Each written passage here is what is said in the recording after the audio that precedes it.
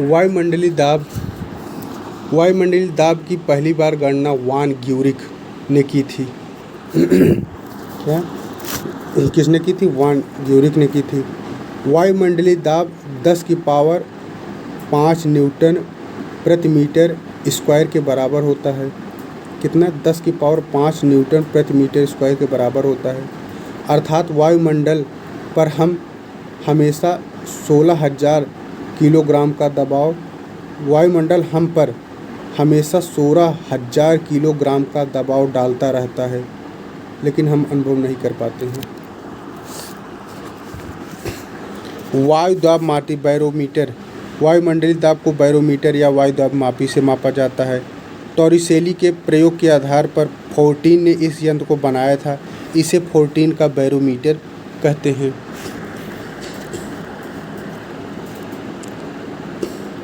पूर्वांक भी लगाया था बैरोमीटर। जैसे जब इसका नियतांक बैरोमीटर का नियतांक पाठ्यांक धीरे धीरे नीचे गिरता है तो वर्षा होने की संभावना होती है। नीचे गिरेगा धीरे धीरे तो वर्षा, और जब धीरे धीरे ऊपर चढ़ता है तो दिन साफ।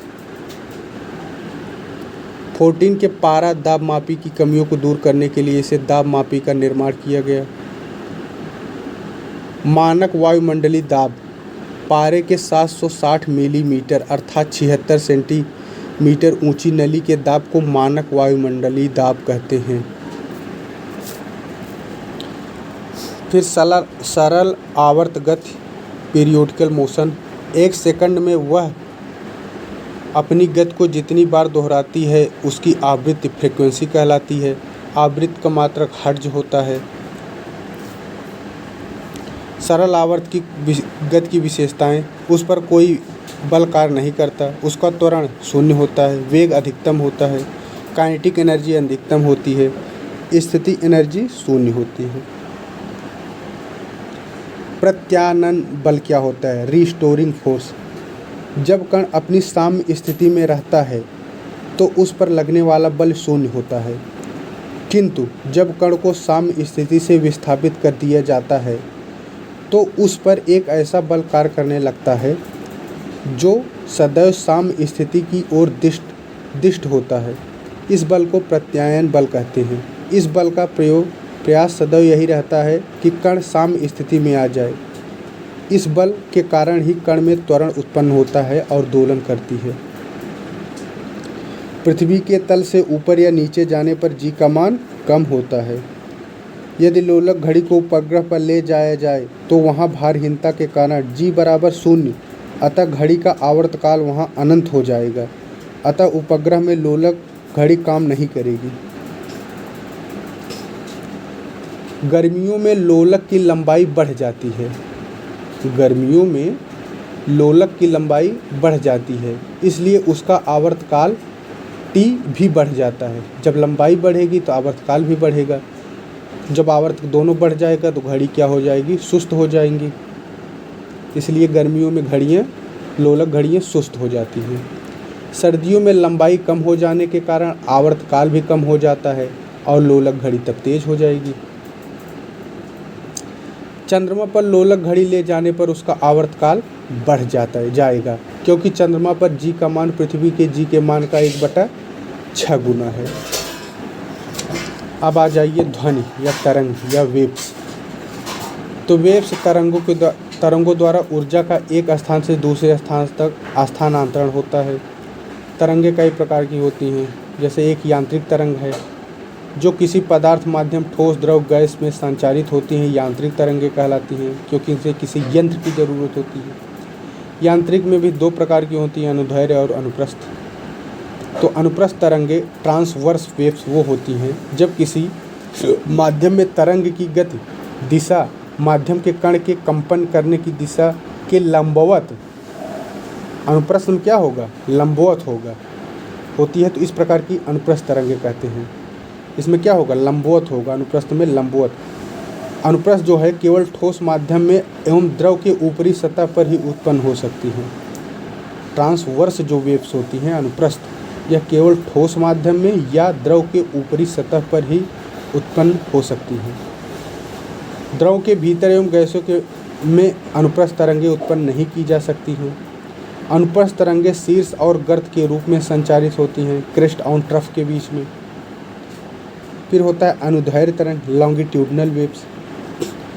जब किसी माध्यम में तरंग की दिशा माध्यम के कणों की कंपन करने की दिशा के अनुदिश या समानांतर होती है। कैसी होती है? समानांतर। देखिए अनुप्रस्थ में क्या थी? लंबवत थी, जबकि अनुदैर्घ्य में समानांतर होती हैं। तो ऐसी तरंगों को अनुदैर्घ्य तरंगे कहते हैं। अनुदैर्घ्य तरंगे सभी माध्यम में उत्पन्न की जा सकती हैं। अनुदैर्घ्य तरंगे लॉन्गिट्यूडनल सभी माध्यमों में उत्पन्न की जा सकती हैं। ये तरंगे संपीड़न यानी कंप्रेशन और विरलन रिफ्रैक्शन के रूप में संचारित होती हैं। अनुदैर्घ्य तरंगे संपीड़न और विरलन के रूप में संचारित होती हैं। वायु में उत्पन्न तरंगे, भूकंप तरंगे, स्प्रिंग में उत्पन्न तरंगे आदि अनुदैर्घ्य तरंगे होती हैं। वायु में उत्पन्न तरंग, भूकंप में उत्पन्न तरंग, स्प्रिंग में उत्पन्न तरंग, ये सब क्या है? अनुदैर्घ्य। फिर एक तरंग होती है अयांत्रिक तरंगे या विद्युत चुंबकीय तरंगे, नॉन मैकेनिकल वेव्स और इलेक्ट्रोमैग्नेटिक वेव्स। यह है यांत्रिक तरंगों के अतिरिक्त एक अन्य प्रकार की तरंगें भी होती है जिनके संचरण के लिए माध्यम की आवश्यकता नहीं होती। वे तरंगें निर्वात में भी संचारित हो सकती हैं। इन्हें अयांत्रित या विद्युत चुंबकीय तरंगे कहते हैं, जैसे प्रकाश तरंगे, रेडियो तरंगे, एक्स तरंगे। ये सब क्या है? नॉन मैकेनिकल वेव्स या इलेक्ट्रोमैग्नेटिक वेव्स भी कहते हैं। विद्युत चुंबकीय तरंगें सदैव अनुप्रस्थ होती हैं। क्या होती हैं विद्युत चुंबकीय?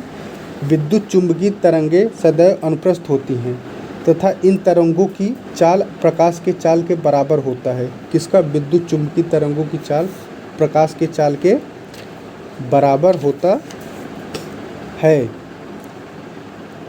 इन तरंगों का तरंग दैर्घ्य परिसर वेवलेंथ 10⁻⁻14 मीटर से 10⁻⁴ मीटर तक के बीच होता है। अब जैसे गामा तरंगे की खोजकर्ता बैकुरल हैं, गामा खोजकर्ता बैकुरल हैं। एक्स तरंगे की खोज किसने किया था? रॉन्टजन ने। पैराबैंगनी किरणों की खोज रिटर ने। दृश्य विकिरण की खोज न्यूटन ने। आवर्त विकिरण की खोज हर्शेल ने। लघु रेडियो तरंगों की खोज हेनरिक ने। दीर्घ रेडियो तरंगों की खोज मार्कोनी ने। रिटर पैराबैंगनी की, आवर्त की हर्शेल। गामा किरणों का उपयोग जो है इसकी वेधन क्षमता में उपयोग किया जाता है, नाभिकीय अपक्रिया में, रेडियो सक्रियता में उपयोग किया जाता है। एक्स किरणों का उपयोग चिकित्सा और औद्योगिक में। पैराबैंगनी किरणों का उपयोग सेकाई करने में, वैद्युत प्रकाश में उत्पन्न करने, बैक्टीरिया को नष्ट करने में पैराबैंगनी। दृश्य विकिरण की खोज उपयोग इससे हमें वस्तुएं दिखाई देती हैं दृश्य से। आवर्त विकिरण का उपयोग ऊष्मीय विकिरण है और इससे जब किसी वस्तु पड़ती है तो उसका ताप बढ़ जाता है आवर्त से। कोहरे में फोटोग्राफी करने में, रोगियों की सेकाई करने में, टीवी के रिमोट कंट्रोल में आवर्त किरणें ही प्रयोग की जाती हैं। टीवी रिमोट कंट्रोल में क्या? आवर्त किरणें। फिर तरंग गति क्या हो? Wave motion. तो जब हम तालाब में एक पत्थर का टुकड़ा फेंकते हैं तो पत्थर के गिरने के स्थान पर विक्षोभ डिस्टर्बेंस उत्पन्न होता है जो तरंगों के रूप में जल के चारों ओर फैल जाता है। यही है। इस प्रकार विक्षोभ को आगे बढ़ने की प्रक्रिया को तरंग गति कहते हैं। फिर होता है कंपन की कला, फेज ऑफ वाइब्रेशन होता है। फिर एक होता है आयाम, दोलन करने वाली वस्तु का अपने माध्य स्थिति से महत्तम विस्थापन को दोलन का आयाम कहते हैं। फिर एक होता है तरंग दैर्घ्य। तरंग दैर्घ्य होता है माध्यम के किसी कण के एक पूरक कंपन किए जाने पर तरंगे जितनी दूरी तय करती हैं तरंगदैर्घ्य कहते हैं। इसे लैम्डा से डिनोट करते हैं। आवृत्ति होती है फ्रीक्वेंसी। माध्यम का कंपन करता हुआ कोई कण 1 सेकंड में जितना कंपन करता है उसे आवृत्ति कहते हैं।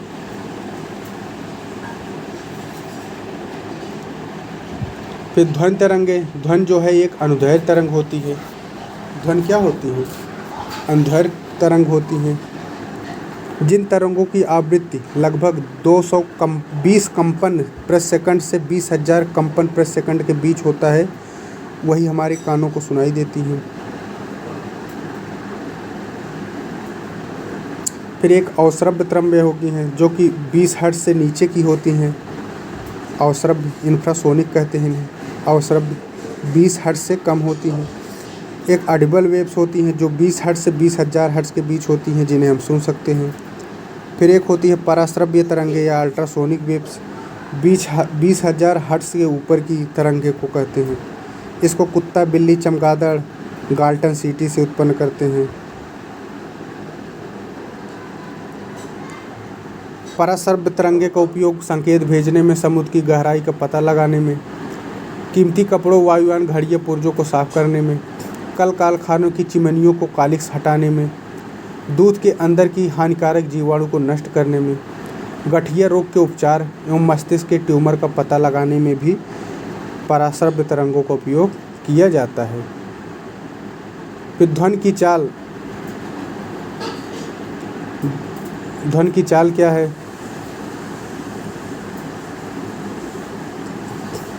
किसी माध्यम में ध्वनि की चाल मुख्यतः माध्यम की प्रत्यास्थता, इलेसिटी और घनत्व पर निर्भर करती है। ध्वनि की चाल किस पर निर्भर करती है? उसकी प्रत्यास्थता पर निर्भर करेगी और घनत्व पर निर्भर करती है। हवा में ध्वनि की चाल 332 मीटर प्रति सेकंड होती है। वायु में 332 होती है। कार्बन डाइऑक्साइड में ध्वनि की चाल 260 होती है। एल्कोहल में 1213 होती है। हाइड्रोजन में 1269। पारा में ध्वनि की चाल 1450। जल में 1493। समुद्री जल में 1533। लोहा में 5130। कांच में 5640। एल्युमिनियम में 6420। जब ध्वनि एक माध्यम से दूसरे माध्यम में जाती है तो ध्वनि की चाल तथा तरंगदैर्घ्य बदल जाती है। क्या क्या बदल जाता है? उसका चाल भी बदल जाएगा और तरंगदैर्घ्य भी बदल जाएगा, लेकिन आवृत्ति नहीं बदलती है। आवृत्ति वैसे ही रहती है। दाब का प्रभाव। ताप समान होने पर गैस में ध्वनि का चाल पर दाब का कोई प्रभाव नहीं पड़ता है। क्या है? ताप समान होने पर गैस में ध्वनि की चाल पर दाब का कोई प्रभाव नहीं पड़ता है। ताप का प्रभाव, इफेक्ट ऑफ टेम्परेचर। माध्यम का ताप बढ़ने पर उसमें ध्वनि की चाल बढ़ जाती है। माध्यम का ताप बढ़ने पर उसमें ध्वनि की चाल बढ़ जाती है, यानी ताप बढ़ेगा चाल भी बढ़ जाएगी। जैसे वायु में 1 डिग्री ताप बढ़ाने पर ध्वनि की चाल 0.61 मीटर प्रति सेकंड बढ़ जाएगी। आर्द्रता पर क्या प्रभाव होगा? ह्यूमिडिटी पर। तो नमी युक्त वायु का घनत्व शुष्क वायु के घनत्व से कम होता है। क्या है? नमी युक्त वायु का घनत्व शुष्क वायु के घनत्व से कम होता है। अतः आर्द्र वायु में ध्वनि की चाल बढ़ जाती है। आर्द्र वायु में ध्वनि की चाल बढ़ जाती है। यही कारण है कि बरसात के मौसम में सीटी की आवाज़ लंबी दूरी तक सुनाई देती है। अच्छा, माध्यम में वेग का प्रभाव क्या होगा? तो माध्यम के वेग की दिशा में ध्वनि की चाल बढ़ जाती है तथा इसके विपरीत दिशा में घट जाती है। क्या है? माध्यम के वेग की दिशा में ध्वनि की चाल बढ़ जाती है तथा इसके विपरीत दिशा में घट जाती है। ध्वनि की चाल गैसों के घनत्व अथवा अणुभार के वर्गमूल के व्युत्क्रमानुपाती इन्वर्सली प्रोपोर्शनल होती है। हाइड्रोजन में ध्वनि की चाल 1260 मीटर प्रति सेकंड, ऑक्सीजन में 315। ध्वनि के लक्षण, ध्वनि के मुख्यतः 3 लक्षण होते हैं। एक तो तीव्रता होती है ध्वनि में, एक तारत्व होता है और एक गुणता।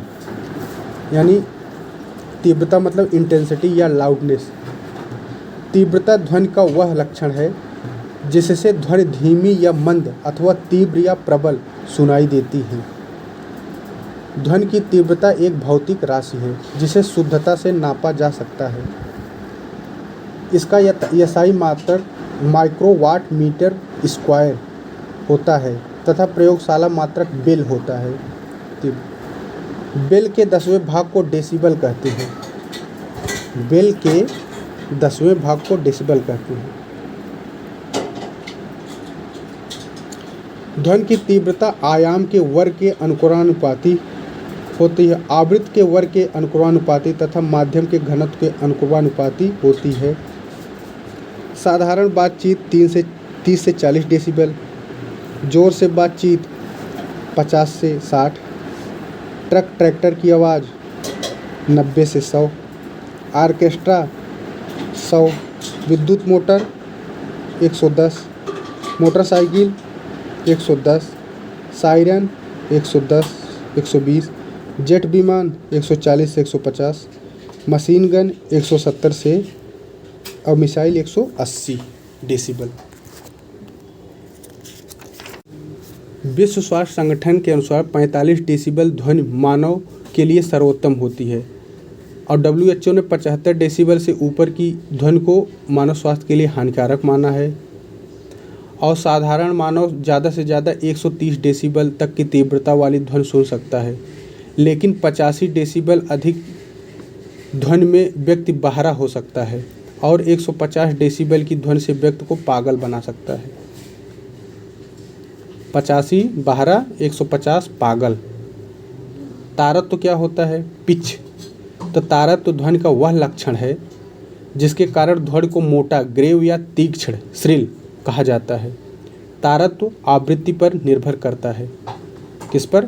तारत्व जो है यह आवृत्ति पर, फ्रीक्वेंसी पर इसकी डिपेंडेंसी होती है। जैसे जैसे ध्वनि की आवृत्ति बढ़ती जाती है वैसे वैसे ध्वनि का तारत्व बढ़ता जाता है तथा ध्वनि की तीक्ष्ण या पतली होती जाती है। बच्चों एवं स्त्रियों की पतली आवाज़ तारत्व अधिक होने के कारण ही होती है।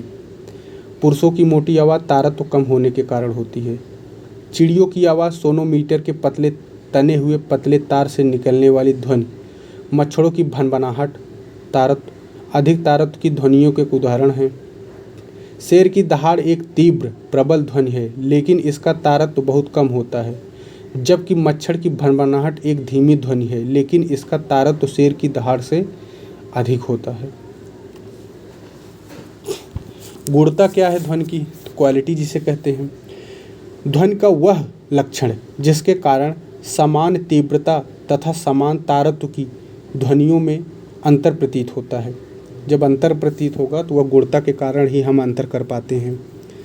गुणता कहलाता है। गुणता अधिस्वर ओवरटोन पर निर्भर करता है। किस पर करता है? गुणता ओवरटोन पर निर्भर करता है। जिस आवृत्ति के स्वरक की प्रधान रहती है उसे मूल स्वरक, फंडामेंटल नोट्स कहते हैं। गुणता के भिन्नता के कारण ही हम अपने परिचितों की आवाज़ सुनकर पहचान लेते हैं। इसी की भिन्नता के कारण हम दो वाद्य यंत्रों से उत्पन्न समान तीव्रता एवं समान आवृत्ति की ध्वनियों को स्पष्ट रूप से पहचान लेते हैं। यदि एक बंद आर्गन पाइप तथा एक खुले आर्गन पाइप के समान आवृत्ति का मूल स्वरक उत्पन्न रहा हो तो यह है। स्वर अंतराल म्यूजिकल इंटरवल होता है। जब कोई वाद्य यंत्र केवल एक ही आवृत्ति की ध्वनि उत्पन्न करता है तो उसे स्वर कहते हैं। फिर अब डॉपलर प्रभाव क्या है? तो ऑस्ट्रिया के थे ये डॉपलर, क्रिश्चियन जॉन डॉपलर, इन्होंने दिया था। इनके अनुसार श्रोता या स्रोत की गति के कारण ही किसी तरंग, ध्वनि तरंग या प्रकाश तरंग की आवृत्ति बदलती हुई प्रतीत होती है। क्या है कि इनके श्रोता या स्रोत की गति के कारण किसी तरंग की आवृत्ति बदलती हुई प्रतीत होती है। अर्थात जब तरंग के स्रोत और श्रोता के बीच अपेक्षित गति होती है तो श्रोता को तरंग की आवृत्ति बदलती हुई प्रतीत होती है। आवृत्ति बदली हुई प्रतीत होने के कारण की घटना को डॉपलर प्रभाव कहते हैं। जब आपेक्षिक गति के कारण स्रोत और श्रोता के बीच की दूरी घट रही होती है तब आवृत्ति बढ़ती हुई प्रतीत होती है। जब आपेक्षिक गति से श्रोता तथा स्रोत के बीच दूरी बढ़ रही होती है तब आवृत्ति घटती हुई प्रतीत होती है। डॉपलर प्रभाव के कारण रेलगाड़ी का इंजन सीटी बजाते हुए श्रोता के निकट आता है तो उसकी ध्वनि बड़ी तीखी श्रील अर्थात अधिक आवृत्ति की सुनाई पड़ती है।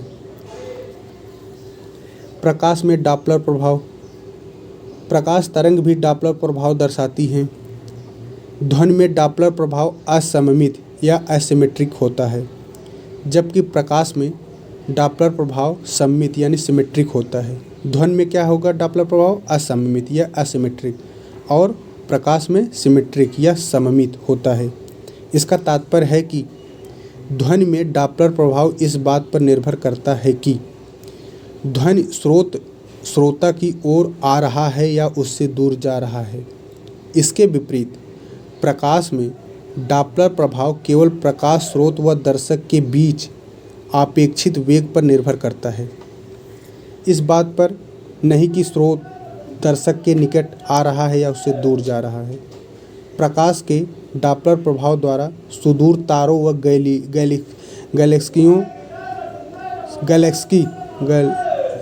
गैलेक्सी के पृथ्वी के सापेक्ष वेग तथा उनकी गति की दिशा ज्ञात की जाती है डॉपलर प्रभाव के कारण ही। खगोली एडविन हब्बल ने डॉपलर प्रभाव द्वारा ही ज्ञात किया था कि विश्व का विस्तार हो रहा है।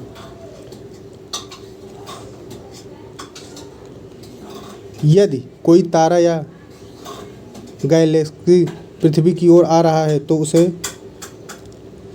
गैलेक्सी है पृथ्वी की ओर आ रहा है तो उसे प्राप्त प्रकाश का तरंग दैर्घ्य स्पेक्ट्रम के बैंगनी सिरे की ओर विस्थापित होता है, और यह तारा या गैलेक्सी पृथ्वी से दूर जा रहा है तो प्राप्त प्रकाश का तरंग दैर्घ्य स्पेक्ट्रम के लाल सिरे की ओर विस्थापित होता है। अब ध्वनि के गुण क्या है? ध्वनि का परावर्तन होता है। जैसे ध्वनि का तरंग दैर्घ्य अधिक होने के कारण इसका परावर्तन बड़े आकार के पृष्ठों से अधिक होता है, जैसे दीवारों, पहाड़ों, पृथ्वी तल आदि से। प्रतिध्वनि क्या है? इको जिसे कहते हैं। तो परावर्तक सतह के बहुत निकट खड़ा होता है तो उसे प्रतिध्वनि नहीं सुनाई पड़ती है। स्पष्ट है, प्रतिध्वनि सुनने के लिए कम से कम 17 मीटर की दूरी आवश्यक होनी चाहिए और मस्तिष्क पर 0.1 सेकंड रहता है प्रतिध्वनि। 16.6 मीटर या 17 मीटर के लगभग। प्रतिध्वनि द्वारा हम समुद्र की गहराई, वायुमान की ऊंचाई, सुदूर स्थित पहाड़ की दूरी आदि को माप सकते हैं। प्रतिध्वनि के कारण समुद्र की गहराई, वायुमान की ऊंचाई, सुदूर स्थित पहाड़ की दूरी आदि को माप सकते हैं। अनुरण क्या है? रिवर्बरेशन जिसे कहते हैं। ध्वनि का हाल की दीवारों, छतों व फर्शों से बहुत परावर्तन होता है। अनुरणन काल रिवर्बरेशन टाइम कहलाता है। अनुरणन काल का मान हाल के आयतन तथा इसके कुल अवशोषक क्षेत्रफल पर निर्भर करता है। यदि किसी हाल में अनुरणन काल 0.8 सेकंड से अधिक होता है तो वक्ता द्वारा दिए जाने वाले भाषण के शब्द व्यक्तियों को स्पष्ट सुनाई नहीं देते, यानी 0.8 सेकंड से अधिक होना चाहिए। अनुरणन रफ खुरदरी कर दिया जाता है। बादलों का गर्जन भी अनुरणन का एक उदाहरण है, यानी रिवर्बरेशन का उदाहरण है बादलों का गर्जन। मैक संख्या क्या होती है? तो मैक होता है किसी पिंड में किसी पिंड की चाल, उसकी माध्यम में ताप व दाब की उन्हीं परिस्थितियों में ध्वनि की चाल के अनुपात को मैक संख्या कहते हैं। मैक संख्या बराबर होता है किसी माध्यम में पिंड की चाल अपन उसी माध्यम में ध्वनि की चाल। वायुयान की चाल मैक संख्या में मापा जाता है। यदि मैक का मान 1 है तो इसका अर्थ है कि पिंड की चाल ध्वनि की चाल के बराबर है। यदि मैक का मान 2 है तो इसका अर्थ है कि पिंड की चाल ध्वनि की चाल से 2 गुना है। यदि मैक का मान 1 से अधिक है तो पिंड की चाल पराध्वनिक सुपरसोनिक कहलाती है। यदि मैक 5 से अधिक है तो इसे अति पराध्वनिक या हाइपरसोनिक कहलाती हैं। जब पिंड की चाल पराध्वनिक हो जाती हैं तो वह अपने पीछे माध्यम में एक शंक्वाकार विक्षोभ छोड़ता है। इस विक्षोभ के संचरण को प्रघाती तरंग शॉक वेव्स कहते हैं। जब कोई पराध्वनिक विमान किसी ऊंची इमारत के ऊपर गुजरती है तो इसके द्वारा उत्पन्न प्रघाती तरंगे के भवन से टकरा जाने के कारण काफ़ी क्षत पहुंचती है। ध्वनि का अपवर्तन क्या है? Reflection of sound. ध्वनि तरंगे एक माध्यम से दूसरे माध्यम में जाती हैं तो उनका अपवर्तन होता जाता है, अर्थात वे अपने पथ से विचलित होती जाती हैं। ध्वनि के अपवर्तन के कारण विभिन्न माध्यमों तथा विभिन्न तापों पर ध्वनि की चाल का भिन्न भिन्न होना ध्वनि के अपवर्तन के कुछ परिणाम हैं। दिन में ध्वनि का केवल ध्वनि स्रोत के पास के क्षेत्रों में ही सुनाई देना और रात में दूर दूर तक सुनाई देना ध्वनि अपवर्तन का उदाहरण है। जैसे जैसे ऊपर जाते हैं ताप कम होने के कारण परतों का घनत्व अधिक होता जाता है, अर्थात परतें घनत्व डेंस माध्यम का कार्य करती हैं। हमें रात्रों में ठंडी वाले दिनों में ध्वनि दूर तक अधिक सुनाई देती है, अपवर्तन कारण ही। प्राणोदिक कंपन क्या? Forced vibration. कंपन करने वाली वस्तु पर यदि कोई बाह्य आवर्त बल एक्सटर्नल पीरियोडिक फोर्स लगाया जाए जिसकी आवृत्ति वस्तु की स्वाभाविक आवृत्ति से कंपन करने की चेष्टा करती है, वही होता है। अनुनाद क्या है? रिजोनेंस जिसे कहते हैं। 1939 में संयुक्त राज्य अमेरिका के टैकोमा पुल यांत्रिक अनुनाद के कारण ही क्षतिग्रस्त हो गया था। अनुनाद जो है प्राणोदिक कंपन की ही एक स्थिति है। अनुनाद में प्राणोदिक कंपनों की आवृत्ति वस्तु की स्वाभाविक आवृत्ति के बराबर होती है, अर्थात यदि बाह्य आवर्त बल कोई वस्तु की स्वाभाविक आवृत्ति के बराबर हो तब कंपन अनुनाद रेजोनेंस कहलाता है। सैनिकों को पुल पार करने का प्रशिक्षण अनुनाद से बचने के लिए दिया जाता है। यह सैनिकों के नियमित पड़ने वाले कदमों की आवृत्ति पुल की आवृत्ति के बराबर हो जाए तो अनुनाद की स्थिति में आ जाएगी और पुल टूट सकता है। हमारे रेडियो अनुनाद के सिद्धांत पर ही कार्य करते हैं। रेडियो जो हैं किस पे करते हैं? रेजोनेंस पर, अनुनाद पे। किसी रेडियो सेट की समस्वरित ट्यून करने पर के लिए रेडियो की धारिता के मान को तब तक बदला जाता है जब तक कि विद्युत की वह आवृत्ति न प्राप्त हो जाए जितनी आवृत्ति आ रहे विद्युत संकेत की है। फिर ध्वनि का व्यतिकरण होता है, इन्फेरेंस ऑफ साउंड। ध्वनि का विवर्तन होता है। ध्वनि का विवर्तन तरंग दैर्घ्य 1 मीटर की कोट का होता है, अतः जब इसी कोट का कोई अवरोध ध्वनि के मार्ग में आता है तो ध्वनि अवरोध के किनारों से मुड़कर आगे बढ़ जाती है। इस घटना को ध्वनि का विवर्तन कहते हैं। यही कारण है कि बाहर से आने वाली ध्वनि दरवाजे, खिड़की आदि पर मुड़कर हमारे कानों तक पहुंचती है। ध्वनि के विवर्तन डिफ्रैक्शन ऑफ साउंड के कारण ही।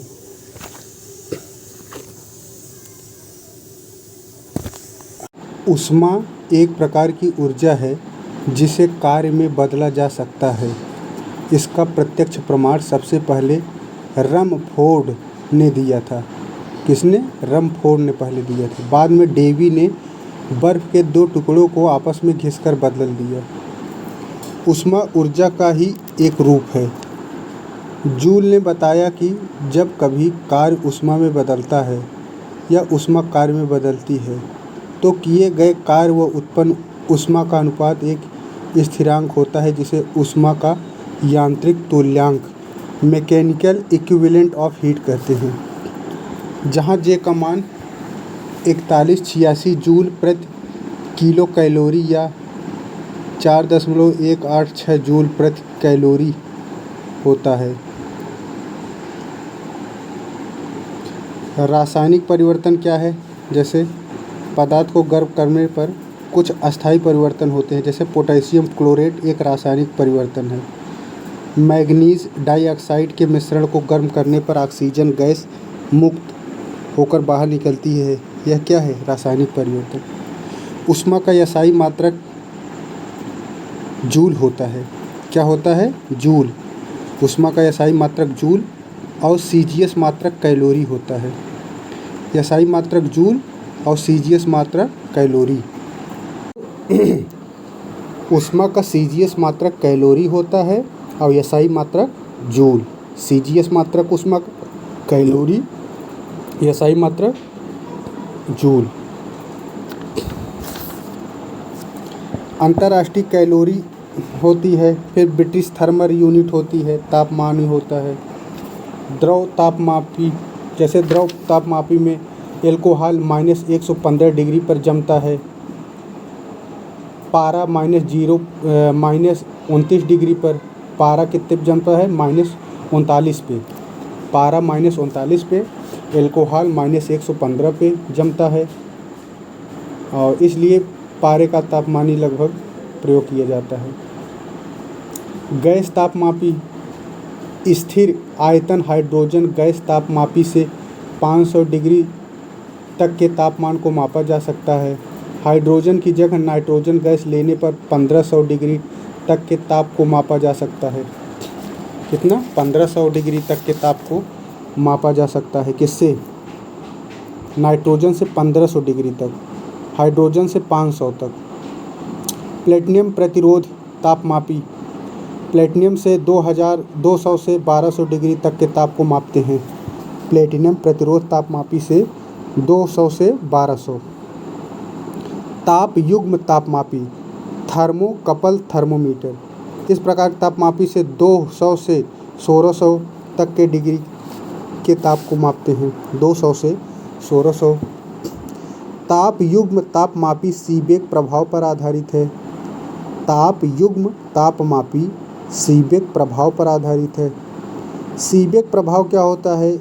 जब दो भिन्न भिन्न धातुओं के तारों के सिरों को जोड़कर एक बंद परिपथ बनाते हैं तथा इस परिपथ की संधियाँ जंक्शन को अलग अलग तापों पर रखते हैं तो परिपथ में धारा बहने लगती है। यही होता है सीबेक प्रभाव। फिर एक होता है पूर्ण विकिरण ताप उत्तमापी, टोटल रेडिएशन पायरोमीटर। इस तापमापी की सहायता से अत्यधिक ऊंचे एवं दूर स्थित वस्तुओं जैसे सूर्य आदि के तापों की माप की जाती है। किससे? पूर्ण विकिरण उत्तम मापी से। यह तापमापी स्टीफन के नियम पर आधारित होता है। कौन? पूर्ण विकिरण उत्तम मापी स्टीफन के नियम पर आधारित होता है। यह चतुर्घात के अनुक्रमानुपाती होता है। प्रायः 800 से ऊंचे ताप ही इस तापमापी से मापे जाते हैं। किससे? पूर्ण विकिरण तापमापी से 800 से ऊपर के ताप को मापते हैं। 800 से कम के ताप में वस्तुएं ऊष्मीय विकिरण उत्सर्जन नहीं करती हैं, इसलिए इसका उपयोग 800 से कम के तापमान में नहीं किया जाता है। ताप मापन के पैमाने।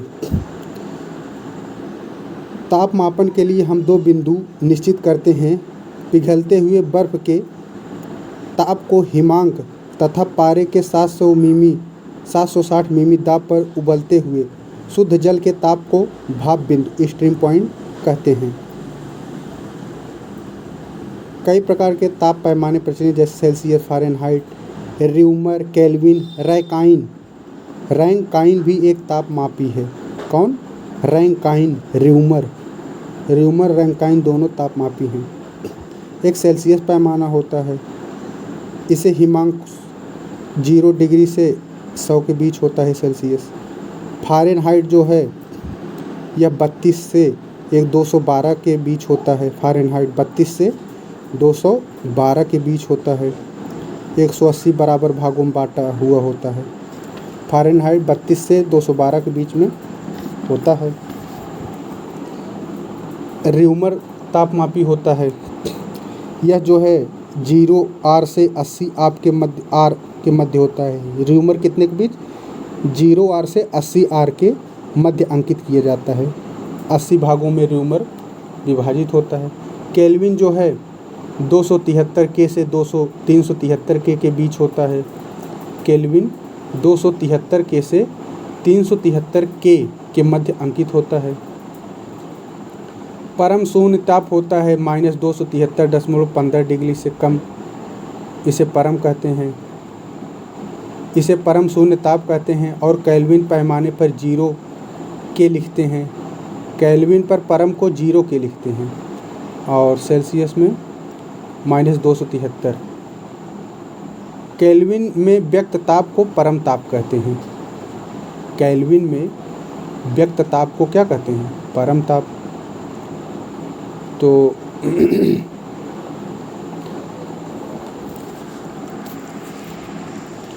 पानी का जो विशिष्ट ऊष्मा होता है वह 1 होता है, शीशा का 0.3 होता है और बर्फ़ का 0.50 होता है। बर्फ़ का कितना होता है विशिष्ट ऊष्मा? 0.50। पानी का सर्वाधिक 1 होता है, बालू का 0.20 होता है, कार्बन का भी होता है इसी वजह से।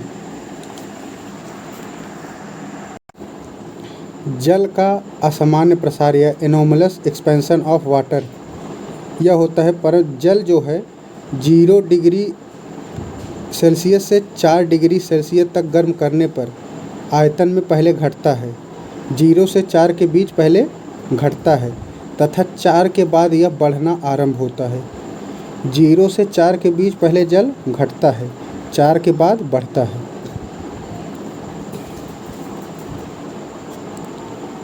अधिकतर द्रव जब ठोस रूप ग्रहण करते हैं तो वे सिकुड़ जाते हैं, किंतु पानी के साथ स्थिति इसके विपरीत होती है।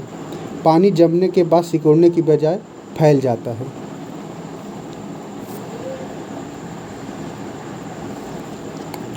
फिर ऊष्मा का संचरण चालन होता है। जैसे चालन जब बिना स्थान परिवर्तन किए हो पदार्थ के तप्त कण अपनी ऊष्मा अपने बगल वाले कण को दे देते हैं, तब एक कण दूसरे को, दूसरा तीसरे को, इस प्रकार की जो प्रक्रिया होती है चालन या कंडक्शन कहते हैं इसे। ठोस पदार्थों के अणु एक स्थान से दूसरे स्थान पर जाने के लिए स्वतंत्र नहीं होते, इसलिए ठोस में ऊष्मा का संचरण चालन विधि से ही होता है। द्रवों व गैसों में ऊष्मा का संचरण चालन द्वारा बहुत कम होता है। किसमें? द्रव व गैसों में चालन से बहुत कम होता है। ठोस तथा पारे में ऊष्मा का संचरण केवल चालन द्वारा होता है। पारे में भी चालन द्वारा ऊष्मा का संचरण होता है और ठोस में। पदार्थ में चालन द्वारा ऊष्मा का संचरण ऊष्मा चालकता कहलाती है। ऊष्मा चालकता पदार्थ की प्रकृति पर निर्भर करता है। जिन पदार्थों में ऊष्मा का चालन जितना अधिक होगा उनकी ऊष्मा चालकता भी उतनी ही अधिक होती है। फिर होता है चालक, जिसे कंडक्टर कहते हैं। फिर कुछ चालक होते हैं जैसे बैड कंडक्टर।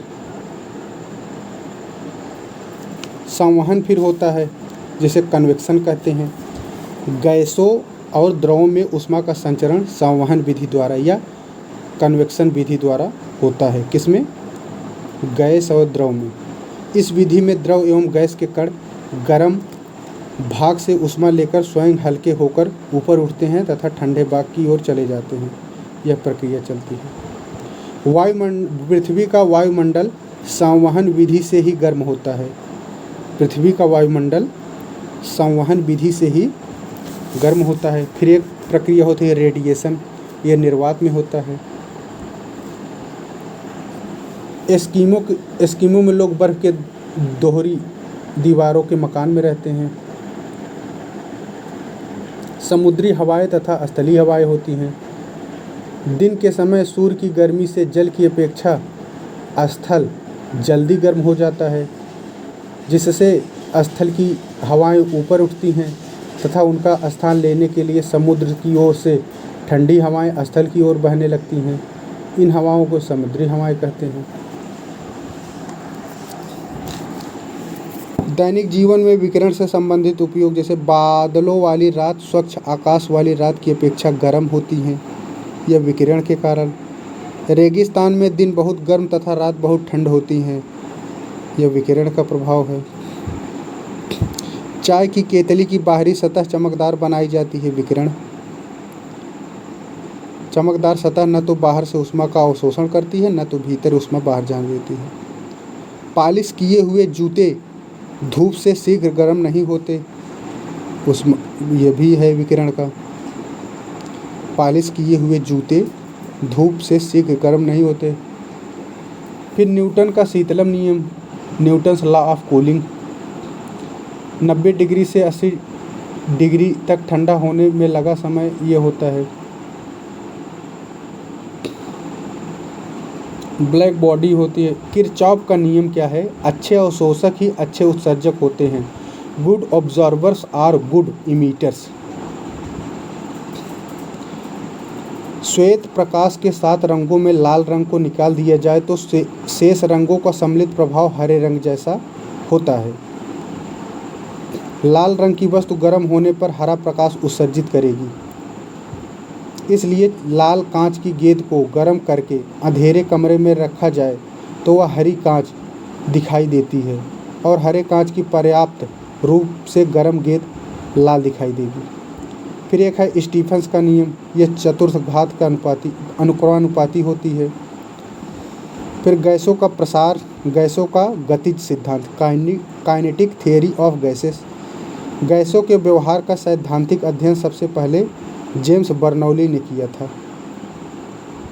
प्रत्येक गैस एक समान द्रव्यमान व आयतन वाले सूक्ष्म कणों से बनी होती है जिन्हें अणु या मॉलिक्यूल कहते हैं। गैसों के अणु गोली होते हैं तथा पूर्णतः प्रत्यास्थ होते हैं, अतः परस्पर टकराने के बाद भी उनकी ऊर्जा में कोई कमी नहीं होती है। गैसों के अणु लगातार पात्र की दीवारों से टकराते रहते हैं, जिससे पात्र की दीवारों पर दाब उत्पन्न होता है। इसे ही गैसी दबाव कहते हैं। गैस की अणुओं में परस्पर आकर्षण व विकर्षण नहीं होता है। फिर अवस्था परिवर्तन है, चेंजिंग इन स्टेट। चूँकि अवस्था परिवर्तन में पदार्थ का ताप नहीं बदलता, अतः पदार्थ के अणुओं की माध्य गतिज ऊर्जा नहीं बदलती, लेकिन अणुओं की आंतरिक स्थिति ऊर्जा बदल जाती है। गलनांक पर दाब का प्रभाव, वे पदार्थ जो पिघलने पर संकुचित कॉन्ट्रैक्ट होते हैं उन पर दाब बढ़ाने से उनका गलनांक कम हो जाता है, जैसे बर्फ, ढलवा लोहा, बिस्मथ आदि। प्रायः गलनांक और हिमांक बराबर होते हैं। क्या होते हैं? गलनांक और हिमांक प्रायः बराबर होते हैं। निश्चित ताप पर वाष्प का द्रव में बदलना संघनन कहलाता है तथा इस निश्चित ताप को संघनन बिंदु कहते हैं। प्रायः क्वथनांक एवं संघनन बिंदु समान होते हैं। क्वथनांक और संघनन बिंदु समान होंगे और गलनांक और हिमांक बराबर होते हैं। गलनांक हिमांक बराबर होंगे, गलनांक और हिमांक ये बराबर होते हैं और क्वथनांक और संघनन ये भी बराबर होते हैं। गुप्त ऊष्मा, जूल प्रति किलोग्राम या कैलोरी प्रति ग्राम में मापा जाता है। गुप्त ऊष्मा को किसमें? जूल प्रति किलोग्राम या कैलोरी ग्राम में गुप्त ऊष्मा को मापा जाता है।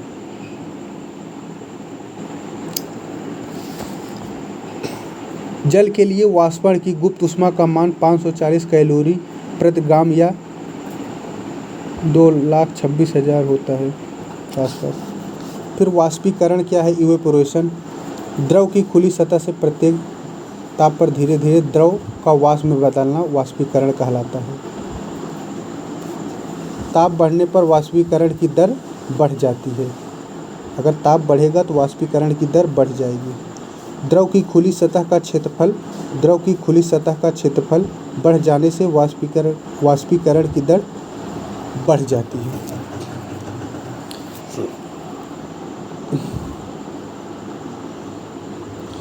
आपेक्षित आर्द्रता को हाइग्रोमीटर में मापते हैं। आपेक्षित आर्द्रता को हाइग्रोमीटर में मापते हैं। वातानुकूलन, एयर कंडीशन। पृथ्वी पर किसी स्थान की जलवायु, वहाँ के ताप, आपेक्षित आर्द्रता तथा वायु बहने की दिशा से निर्धारित होती है। ताप, आपेक्षित आर्द्रता और वायु बहने की दिशा से निर्धारित होती है वातानुकूलन। ऊष्मागति का प्रथम नियम जो है, इस नियम को ऊर्जा संरक्षण का नियम कहते हैं। The law of conservation of energy. ऊष्मागति का प्रथम नियम क्या है? ऊर्जा संरक्षण का नियम। ऊष्मागति का द्वितीय नियम जो है, इसको उत्क्रम माप का नियम कहते हैं। द्वितीय नियम को क्या कहते हैं? उत्क्रम माप का नियम, द लॉ ऑफ एंट्रोपी भी कहते हैं। ऊष्मागति का प्रथम नियम ऊष्मा प्रवाहित होने की दिशा नहीं बताता। ऊष्मागति का द्वितीय नियम ऊष्मा के प्रवाहित होने की दिशा को व्यक्त करता है।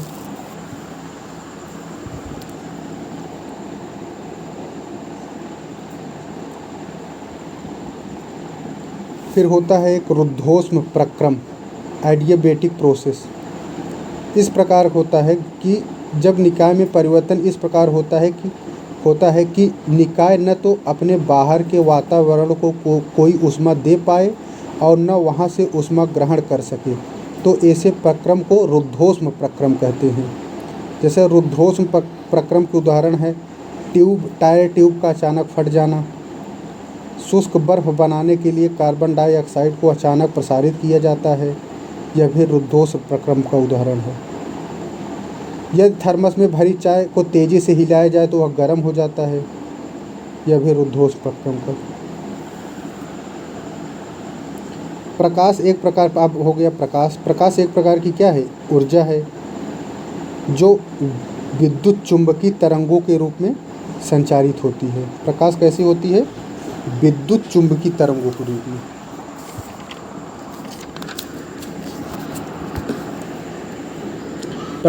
प्रकाश की दोहरी प्रकृति होती है। प्रकाश की चाल को सर्वप्रथम रोमर ने मापा था। निर्वात में प्रकाश की चाल 3 × 10⁸।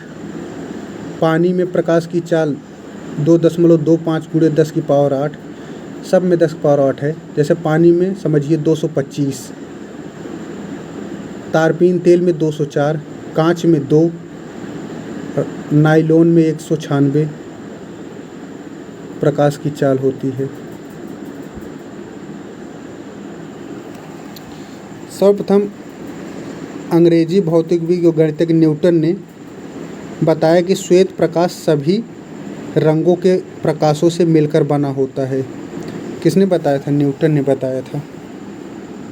न्यूटन ने ही बताया था कि प्रकाश अत्यंत सूक्ष्म कणों से बने होते हैं और ये सीधी रेखा में गमन करते हैं। डच भौतिक शास्त्री हाइजेन ने प्रकाश का तरंग सिद्धांत, वेव थ्योरी दिया था। प्रकाश का तरंग सिद्धांत हाइजेन ने दिया था। इसने बताया कि प्रकाश तरंगों से बना होता है। किसने? हाइजेन।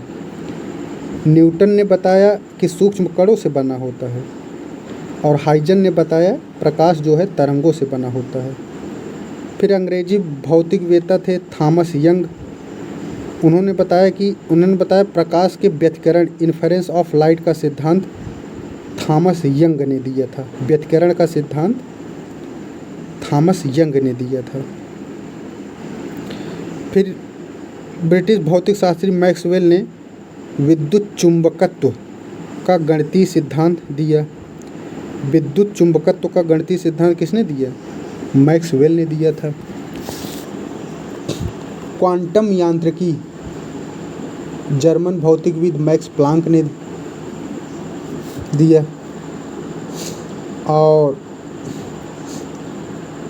आइंस्टीन ने प्रकाश की क्वांटनाइज्ड क्वांटा में बांटा। इन्होंने भी बताया कुछ इस बारे में।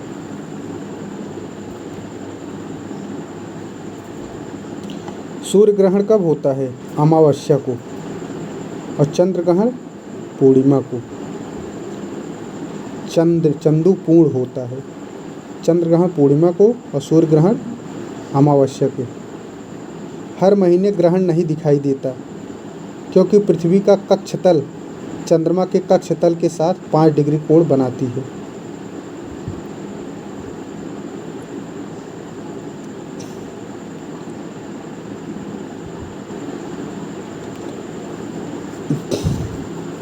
सूर्य ग्रहण कब होता है?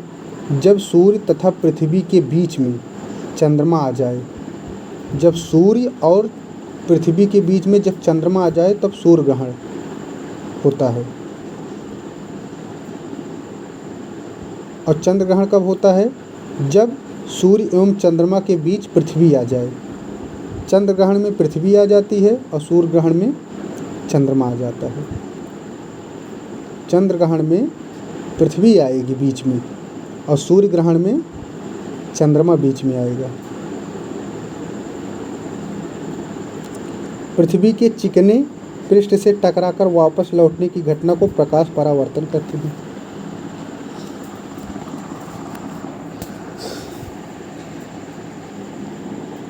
समतल दर्पण का उपयोग जो है बहुदर्शी, परिदर्शी, आईना आदि में किया जाए। बहुरूपदर्शी, इसमें समान लंबाई तथा समान चौड़ाई के 3 आयताकार समतल दर्पण इस प्रकार लगे रहते हैं कि 2 दर्पणों के बीच 60 डिग्री का कोण बनता है।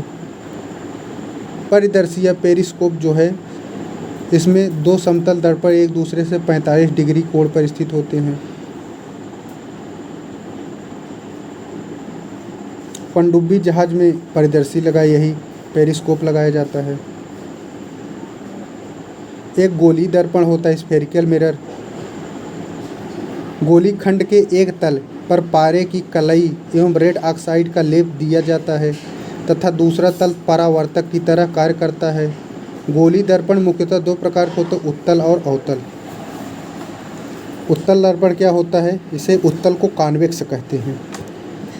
इसमें जो है, जिस गोली दर्पण का परावर्तक सतह उभरा होता है, उत्तल का परावर्तक क्या होगा? उभरा होता है। उत्तल दर्पण का परावर्तक उभरा होता है। उत्तल दर्पण को अपसारी दर्पण भी कहा जाता है, डाइवर्जिंग मिरर, क्योंकि यह अनंत से आने वाली किरणों को फैलाता है। उत्तल दर्पण क्या करता है? अनंत से आने वाली किरणों को फैलाता है। उत्तल को क्या कहते हैं? अपसारी या कॉन्वेक्स। उत्तल जो है, इसका परावर्तक सतह उभरा होता है। फिर दूसरा है कॉनकेव या अवतल दर्पण। जिस गोली दर्पण का परावर्तक दल धंसा होता है, इसमें इसका उत्तल का तो उभरा होता है और अवतल का धंसा रहता है। अवतल दर्पण को अभिसारी, कन्वर्जनिंग भी कहा जाता है, क्योंकि यह अनंत से आने वाली किरणों को सिकोड़ता है।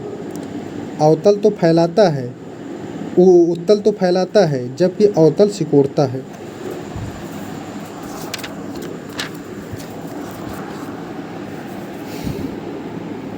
दर्पण का मध्य बिंदु ध्रुव कहलाता है। दर्पण के वक्रता, केंद्र एवं ध्रुव को मिलाने वाली रेखा को प्रधान अक्ष रेखा कहा जाता है। मैग्नीफिकेशन, प्रतिबिंब की लंबाई और वस्तु की लंबाई के अनुपात को आवर्धन कहते हैं। उत्तल दर्पण के उपयोग ट्रक चालकों में, सड़कों में लगे परावर्तक लैंपों में उत्तल दर्पण का प्रयोग होता है। उत्तल दर्पण द्वारा काफ़ी बड़े क्षेत्र की वस्तुओं का प्रतिबिंब एक छोटे से क्षेत्र में बन जाता है। इस प्रकार उत्तल दर्पण की दृष्टि क्षेत्र अधिक होता है। ट्रक चालकों या मोटर कार के चालकों के बगल में पृष्ठ दृश्य दर्पण लगाया जाता है। अवतल दर्पण का उपयोग दाढ़ी बनाने में काम आता है। आँख, कान, नाक के डॉक्टर उपयोग करते हैं अवतल दर्पण। गाड़ी के हेडलाइट में अवतल दर्पण, सर्चलाइट, हेडलाइट, सोलर कुकर, दाढ़ी बनाने में अवतल दर्पण, आँख, कान, नाक बनाने में अवतल दर्पण। प्रकाश का अपवर्तन होता है।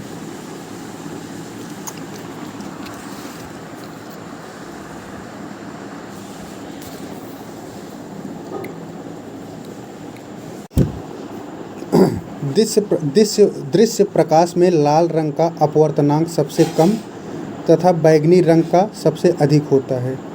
किसमें? दृश्य प्रकाश में लाल रंग का अपवर्तनांक सबसे कम तथा बैंगनी रंग का सबसे अधिक होता है।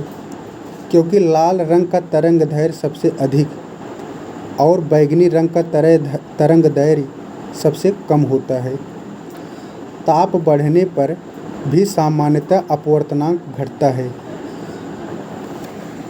अपवर्तन के कुछ घटनाएं जैसे रात्रि के समय तारों का टिमटिमाना अपवर्तन के कारण, सिक्का का पानी में सिक्का का ऊपर उठा होना अपवर्तन के कारण, वास्तविक गहराई से मछली का अधिक गहराई पर दिखना अपवर्तन के कारण, द्रव में अंशतः डूबी हुई सीधी छड़ टेढ़ी दिखाई देती है अपवर्तन के कारण, सूर्योदय के कुछ समय पहले एवं सूर्यास्त के कुछ समय बाद तक सूर्य क्षितिज के नीचे होने पर भी हमें दिखाई देता है अपवर्तन कारण।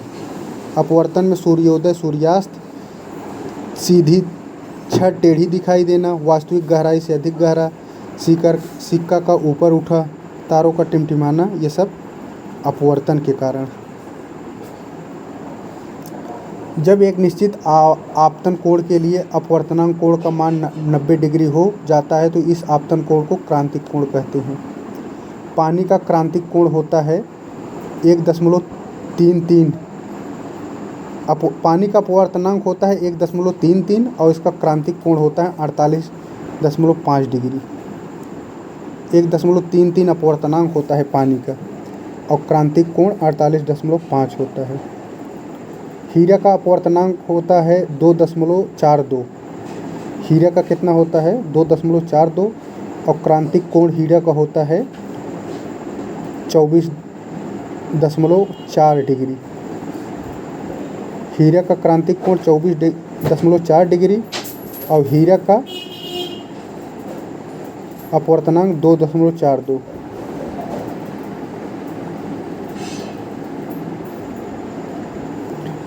प्रकाश सघन माध्यम से विरल माध्यम की में जाता है। प्रकाश कैसे जाता है? सघन से विरल की ओर जाता है। आपतन कोण क्रांतिक कोण से बड़ा होता है। आपतन कोण जो होता है वह क्रांतिक कोण से बड़ा होता है। पूर्ण आंतरिक परावर्तन के उदाहरण क्या है? हीरा का अत्यधिक चमकना पूर्ण आंतरिक परावर्तन के कारण, रेगिस्तान में मरीचिका का दिखाई देना पूर्ण आंतरिक परावर्तन के कारण, परख नली का चमकीला दिखाई देना, कांच का चटका हुआ भाग दिखाई देना, कालिख से पोता हुआ गोला चमकना, पानी में हवा भरे बुलबुले चमकते दिखाई देना, सब पूर्ण क्रांतिक परावर्तन के उदाहरण हैं। Lucent physics. विद्युत फ्यूज तार जो होता है, फ्यूज तार सदैव विद्युतमय तार में जोड़ा जाता है। अच्छे फ्यूज तार टिन का बना होता है। अच्छे फ्यूज तार टिन का बना होता है, परंतु सस्ता फ्यूज तार सीसा एवं टिन के मिश्र धातु का बना होता है। अच्छा जो टिन का केवल होता है और सस्ता जो होता है उसमें टिन के साथ सीसा भी मिला दिया जाता है।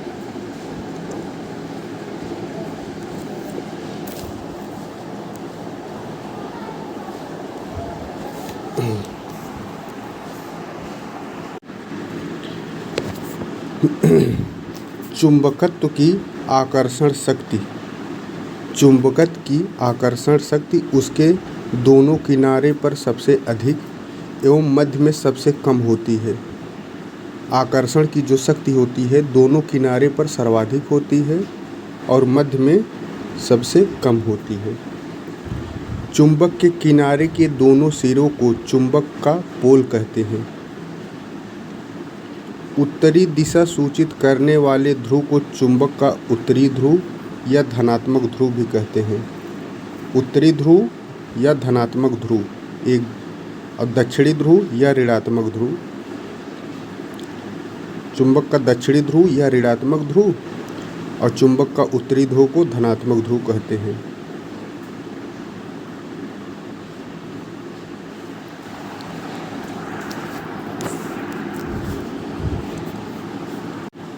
चुंबक चुंबकीय पदार्थों में प्रेरण द्वारा चुंबकत्व उत्पन्न कर देता है।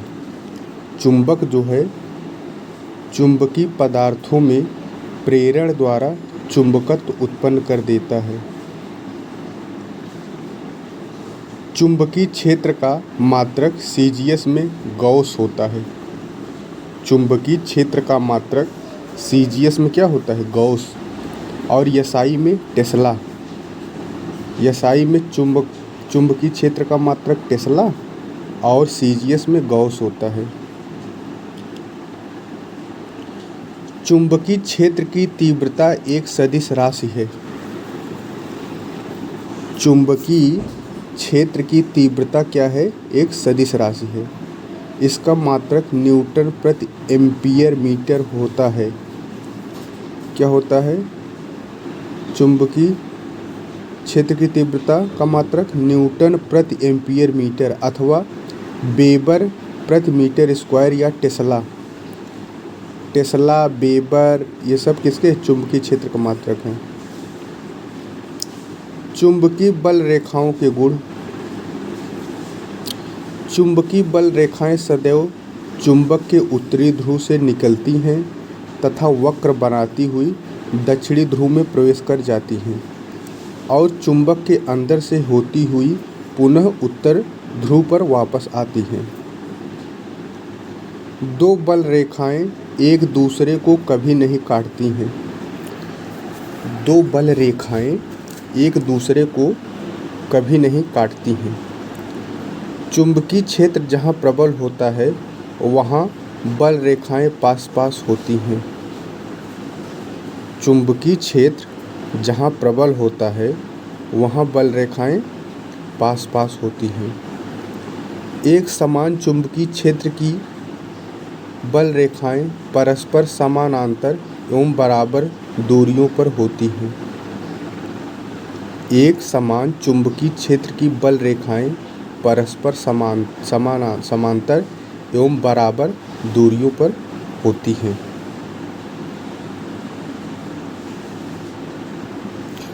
चुंबकशीलता को म्यू से निरूपित करते हैं। किससे? चुंबकशीलता को किससे निरूपित करते हैं? तो म्यू से निरूपित करते हैं। चुंबकशीलता का मात्रक हेनरी प्रति मीटर होता है। चुंबकशीलता का मात्रक हेनरी प्रति मीटर होता है। एल्यूमीनियम की चुंबकशीलता लोहे से कम होती है। एल्यूमीनियम की चुंबकशीलता लोहे से कम होती है। अनुचुंबकीय या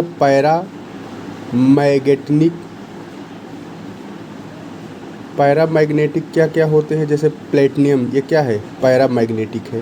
क्रोमियम पैरामैग्नेटिक है। सोडियम पैरामैग्नेटिक है। पोटेशियम पैरामैग्नेटिक है। ऑक्सीजन, एल्युमिनियम पैरामैग्नेटिक है।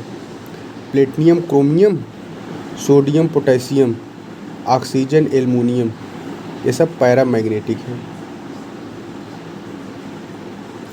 लौह चुंबकत्व उन्हीं पदार्थों में पाया जाता है जिनकी बनावट विशेष प्रकार से क्रिस्टलीय होती है। द्रव और गैस की कोई विशेष बनावट नहीं होती है, इसलिए वे कभी लौह चुंबकीय नहीं होते। इस श्रेणी में लोहा, कोबाल्ट, निकेल, उनके मिश्र धातु, ये सब लौह चुंबकीय है। कोबाल्ट क्या है? लौह चुंबकीय है। निकेल भी लौह चुंबकीय है। कोबाल्ट और निकेल क्या है? ये सब लौह चुंबकीय हैं। प्रतिचुंबकीय डाईमैग्नेटिक कौन से होते हैं? ऐसे पदार्थ को जब समरूप चुंबकीय क्षेत्र में रखा जाता है तो हवा की अपेक्षा पदार्थ से होकर कम बल रेखाएं गुजरती हैं। प्रतिचुंबकीय पदार्थ हैं जैसे बिस्मथ, एंटिमनी प्रतिचुंबकीय है। चांदी, तांबा प्रतिचुंबकीय है। जिंक, सोना प्रतिचुंबकीय है। सीसा, जल प्रतिचुंबकीय हैं। एल्कोहल, हवा, हाइड्रोजन, ये सब प्रतिचुंबकीय हैं। बिस्मथ प्रतिचुंबकीय, एंटिमनी प्रतिचुंबकीय, चांदी, तांबा, जिंक प्रतिचुंबकीय, सोना, सीसा, जल प्रतिचुंबकीय, एल्कोहल, हवा, हाइड्रोजन प्रतिचुंबकी।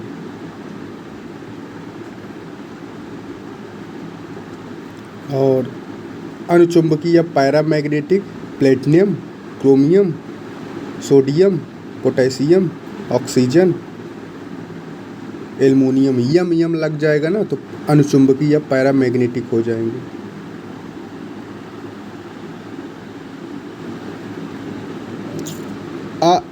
अस्थायी चुंबक, टेम्पररी मैग्नेट जो होता है, नर्म लोहे शीघ्र ही चुंबक बन जाता है। अस्थायी चुंबक किससे? नर्म लोहे से बनता है। जैसे उदाहरण के विद्युत घंटी, ट्रांसफार्मर, क्रोड, डायनमो आदि के अस्थायी चुंबक नर्म लोहे के बनाए जाते हैं। ट्रांसफार्मर, क्रोड, डायनमो आदि के अस्थायी चुंबक नर्म लोहे से बनाए जाते हैं। अस्थायी चुंबक क्या है? परमानेंट मैग्नेट, तो फौलाद या इस्पात, ये अस्थायी चुंबक कठिनता से चुंबक बनता है और कठिनता से ही इसका चुंबकत्व तो समाप्त होता है। जैसे लाउड स्पीकर, दिक्सूचक, गैल्वेनोमीटर आदि के अस्थायी चुंबक इस्पात के ही बनाए जाते हैं। गैल्वेनोमीटर, लाउड स्पीकर, दिक्सूचक, ये सब के जो बनते हैं ये अस्थायी चुंबक से बनते हैं। क्यूरी ताप क्या होती है? क्यूरी ताप होती है ना, जब किसी लौह चुंबकीय पदार्थ को गर्म किया जाता है तो उसकी चुंबकीय प्रवृत्ति के परम ताप के T के व्युत्क्रमानुपाती होती है। इसे क्यूरी नियम कहते हैं। ताप बढ़ाते जाने पर एक ऐसा ताप आता है जिस ताप पर यह लौह चुंबकीय पदार्थ अनुचुंबकीय पदार्थ बन जाता है। मतलब एक ऐसा ताप आ जाएगा कि जो चुंबकीय है वो बाद में अचुंबकीय बन जाता है, तो उसे ही क्यूरी टेम्परेचर कहते हैं। तो सब पदार्थों का अलग अलग होता है। जैसे कोबाल्ट, निकेल, लोहा भी एक स्थिति के बाद अनुचुंबकीय बन जाते हैं। यानी क्यूरी ताप पे ये लोग अनुचुंबकीय हो जाते हैं। फिर एक होता है डोमेन। डोमेन क्या है? तो डोमेन का मतलब होता है लौह चुंबकीय पदार्थ में प्रत्येक परमाणु ही एक चुंबक होता है और उनमें असंख्य परमाणुओं के समूह होते हैं जिन्हें डोमेन कहते हैं। लौह चुंबकीय पदार्थ में प्रत्येक परमाणु ही एक चुंबक होता है और उनमें असंख्य परमाणुओं के समूह होते हैं जिन्हें डोमेन कहते हैं। एक डोमेन में 10 की पावर 18 से 10 की पावर 21 तक परमाणु होते हैं। पार्थिव चुंबकत्व या भू चुंबकत्व क्या होता है? टेरेस्टेरियल मैग्नेटिज्म और अर्थ मैग्नेटिज्म। तो जब किसी चुंबकीय सुई को स्वतंत्रता पूर्वक उसके गुरुत्व केंद्र से लटकाया जाता है तो वह हमेशा उत्तर दक्षिण दिशा में स्थिर होता है। यही होता है। पृथ्वी का चुंबकीय उत्तरी ध्रुव को कहते हैं। पृथ्वी का चुंबकीय किसको कहते हैं? उत्तरी ध्रुव को। पृथ्वी के भौगोलिक अक्ष एवं चुंबकीय अक्ष के बीच का कोण लगभग 17 डिग्री का होता है। पृथ्वी के भौगोलिक अक्ष एवं चुंबकीय अक्ष के बीच का कोण लगभग 17 डिग्री होता है। अतः पृथ्वी के भौगोलिक तथा चुंबकीय ध्रुव एक दूसरे से अलग होते हैं।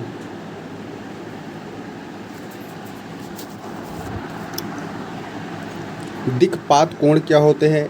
Angle of declination.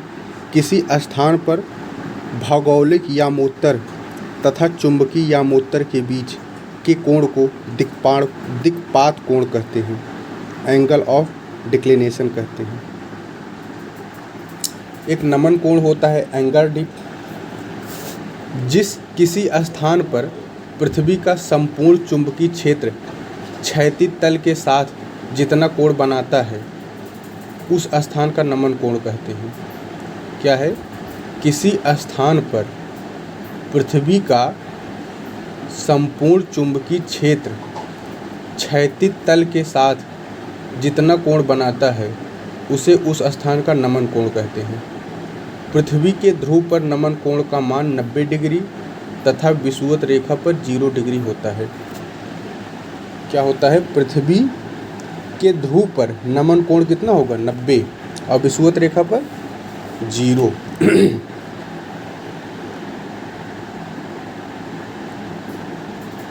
अब आ जाइए आधुनिक प्रौद्योगिकी। डाल्टन ने बताया था कि परमाणु का किसी भी भौतिक अथवा रासायनिक बीज द्वारा विभाजन नहीं किया जा सकता, परंतु आगे चलकर परमाणु का भी विभाजन हुआ और विभाजक कणों को पदार्थ का मौलिक कण कहा गया। तो फंडामेंटल पार्टिकल्स या मौलिक कण। भौतिकी में मूल कण वे कण हैं जिनकी संरचना किन्हीं और कणों से नहीं हुई है और जिनका विभाजन नहीं किया जा सकता, वही मौलिक कण है, फंडामेंटल। 1932 ईस्वी से पूर्व तक इलेक्ट्रॉन एवं प्रोटॉन ही केवल मूल कण माने जाते थे, 32 तक। लेकिन 1932 ईस्वी में चैडविक ने द्वारा न्यूट्रॉन नामक आवेश रहित कण की खोज की गई, तब इनकी संख्या 3 हो गई। इसके बाद मूल कणों की संख्या तेजी से वृद्धि हुई। आज मूल कणों की संख्या 30 से ऊपर पहुंच चुकी है। कितने हैं? आज 30 से ऊपर हो गए हैं मूल कण। इलेक्ट्रॉन की खोज कब हुई थी? 1897 में जे थॉमसन द्वारा। और जे थॉमसन को आधुनिक भौतिकी का जनक कहा जाता है, the father of modern physics. The electron J electron DJ कब? 1897 में। इलेक्ट्रॉन कब हुआ था? 1897 में। फादर ऑफ, इनको कहा जाता है मॉडर्न फिजिक्स। इलेक्ट्रॉन की प्रकृति होती है, इलेक्ट्रॉन एक ऋणावेशित मूल कण है तथा परमाणु के नाभिक के चारों ओर विभिन्न ऊर्जा स्तरों वाले कक्षाओं में चक्कर काटते रहते हैं और इन पर 1.6 × 10⁻⁻19 कूलम्ब ऋण आवेश होता है। कितना? 1.6 × 10⁻⁻19 यानी ऐसे मोटा मोटा 16 × 10⁻19, ऐसे समझिए 16 × 10⁻19 इलेक्ट्रॉन में। इसका द्रव्यमान कितना होता है समझिए, मोटा मोटा 91 × 10⁻31 91-31 इसका द्रव्यमान होता है और इसमें ऋण आवेशित होता है 16 × 10⁻19। यह एक अस्थाई मूलकण है, स्टेबल मूलकण है। इलेक्ट्रॉन कैसा है? अस्थाई है। इलेक्ट्रॉन 91 × 10⁻31, इलेक्ट्रॉन 16 × 10⁻19, इलेक्ट्रॉन थॉमसन खोज 1897 में।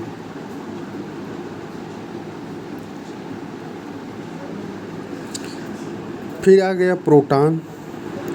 यह एक प्रोटॉन क्या है? धनात्मक है। इसको गोल्डस्टीन ने खोजा था 1896 में, यानी पहले प्रोटॉन की खोज हो गई थी, बाद में इलेक्ट्रॉन की खोज। प्रोटॉन खोज 1896 में हो गई थी और इलेक्ट्रॉन खोज 1897 में। प्रोटॉन की खोज किसने की थी? गोल्डस्टीन ने की थी। और इस मूल कण का नामकरण रदरफोर्ड ने किया था। खोज तो गोल्डस्टीन ने की थी, लेकिन नामकरण प्रोटॉन का रदरफोर्ड ने किया था। यह भी धनावेशित होता है। इसका कूलम्ब आवेश जितना इलेक्ट्रॉन का होता है उतना इसका भी है, 16 × 10⁻⁻19 16 × 10⁻⁻19। इसका द्रव्यमान कितना होता है? इसका जो द्रव्यमान होता है यह इलेक्ट्रॉन से कम होता है प्रोटॉन का, क्योंकि 1.67 × 10⁻⁻27 होता है, यानी समझिए कि 167 × 10⁻। अब वो 1.67 है और जबकि इलेक्ट्रॉन 9.1 है। 91 है, ये 16 है समझिए। इलेक्ट्रॉन 91 है और प्रोटॉन 16 है समझिए। यह भी एक अस्थाई मूलकण है, जैसे इलेक्ट्रॉन की तरह यह भी क्या है, एक अस्थाई मूलकण। फिर आ गया न्यूट्रॉन। इसकी खोज 1932 में। नीच न्यूट्रॉन यह आवेश रहित मूलकण होता है, परमाणु के नाभिक में रहता है।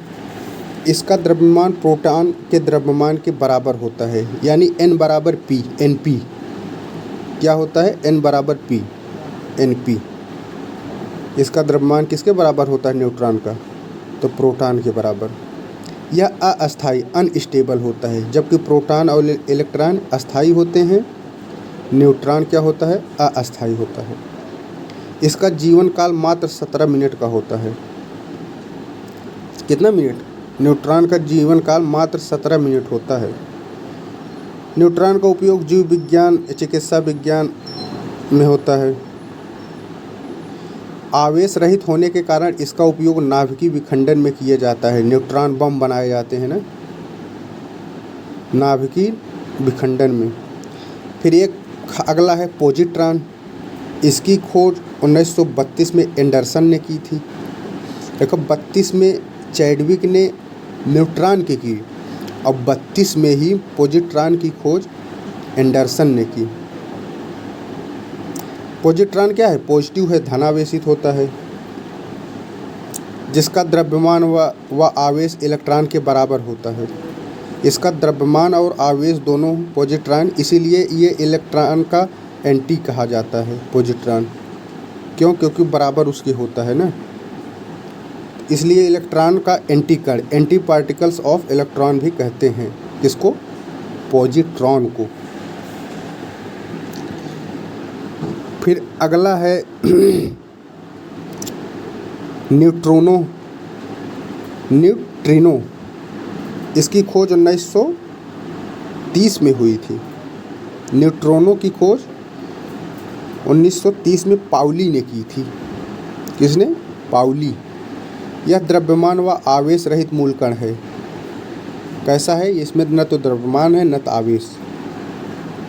यह दो प्रकार के होते हैं, न्यूट्रिनो और एंटी न्यूट्रिनो, जिसका इनका चक्रण एक दूसरे के विपरीत होते हैं। Neutrino, anti neutrino. फिर हो गया पाई मेसान। इसकी खोज 1935 में हुई थी, पाई मेसान की, एच युकावा द्वारा। पाई मेसान एच युकावा द्वारा 1935 में। यह दो प्रकार का होता है पाई मेसान, धनात्मक पाई मेसान और ऋणात्मक पाई मेसान। यह एक अस्थाई मूलकण होता है पाई मेसान। कैसा होता है, अस्थाई मूलकण है। इसका जीवन काल 10⁻⁸ होता है पाई मेसान। इसका द्रव्यमान इलेक्ट्रॉन के द्रव्यमान का 274 गुना होता है, यानी इलेक्ट्रॉन से पाई मेसान जो है 274 गुना भारी है पाई मेसान। युकावा ने 1935 में पाई मेसान की खोज की। यह दो प्रकार का होता है, एक धनात्मक एक ऋणात्मक। इलेक्ट्रॉन से यह 274 गुना भारी होता है। फिर अगला है मूलकण फोटॉन। ये ऊर्जा के बंडल होते हैं जो प्रकाश की चाल से चलते हैं। सभी विद्युत चुंबकीय किरणों का निर्माण मूल कणों से हुआ है। इनका विराम द्रव्यमान रेस्ट मास जो है 0 होता है। फिर होता है हिग्स बोसान, अगला कण है। 1964 में पीटर हिग्स ने किया था। हिग्स बोसान की खोज कब हुई, 1964 में। इसे गॉड पार्टिकल कहते हैं हिग्स बोसान को।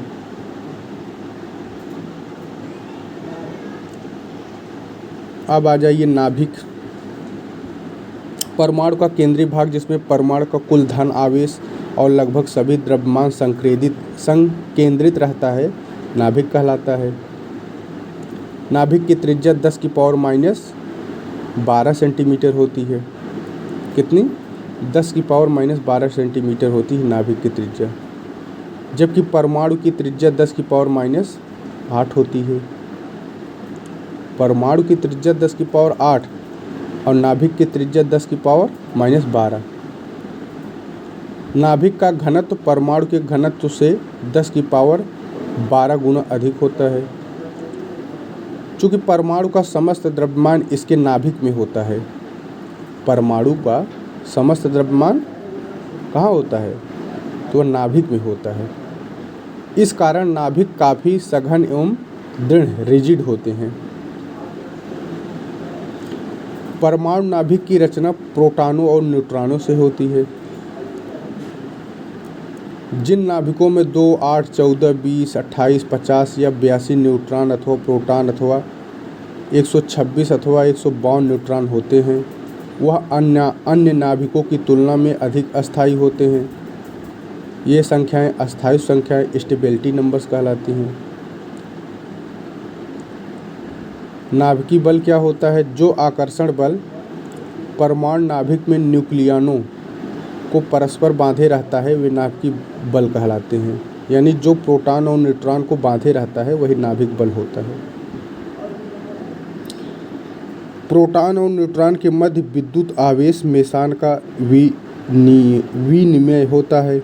मेसान के विनिमय से विनिमय बल एक्सचेंज फोर्स उत्पन्न होते हैं जो नाभिकीय कणों को एक दूसरे से बांधे रहते हैं। फिर नाभिकीय अस्थायित्व न्यूक्लियर स्टेबिलिटी। किसी नाभिक का अस्थायित्व उसमें उपस्थित न्यूट्रॉनों और प्रोटॉनों की संख्या के अनुपात पर निर्भर करता है। क्या कहता है?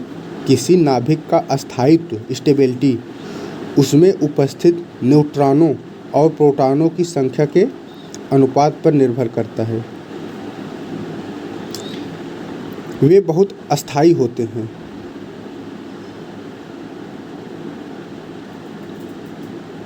क्या होते हैं? ये नाभिक रेडियो एक्टिव भी होते हैं। अब आ जाइए समस्थानिक क्या होते हैं? आइसोटोप्स जिसे कहते हैं। इसमें P बराबर P, यानी समस्थानिक में क्या P बराबर P। वैसे परमाणु जिसमें प्रोटॉनों की संख्या समान हो, यानी PP बराबर हो, परंतु न्यूट्रॉनों की संख्या भिन्न हो, यानी NN भिन्न हो, तो वो समस्थानिक कहलाते हैं। यानी प्रोटॉन बराबर हो और न्यूट्रॉन बराबर न हो तो क्या कहलाते हैं? आइसोटोप्स या समस्थानिक कहलाते हैं। समस्थानिकों के रासायनिक गुण कैसे होते हैं? तो समान होते हैं। समस्थानिकों के रासायनिक गुण समान होते हैं।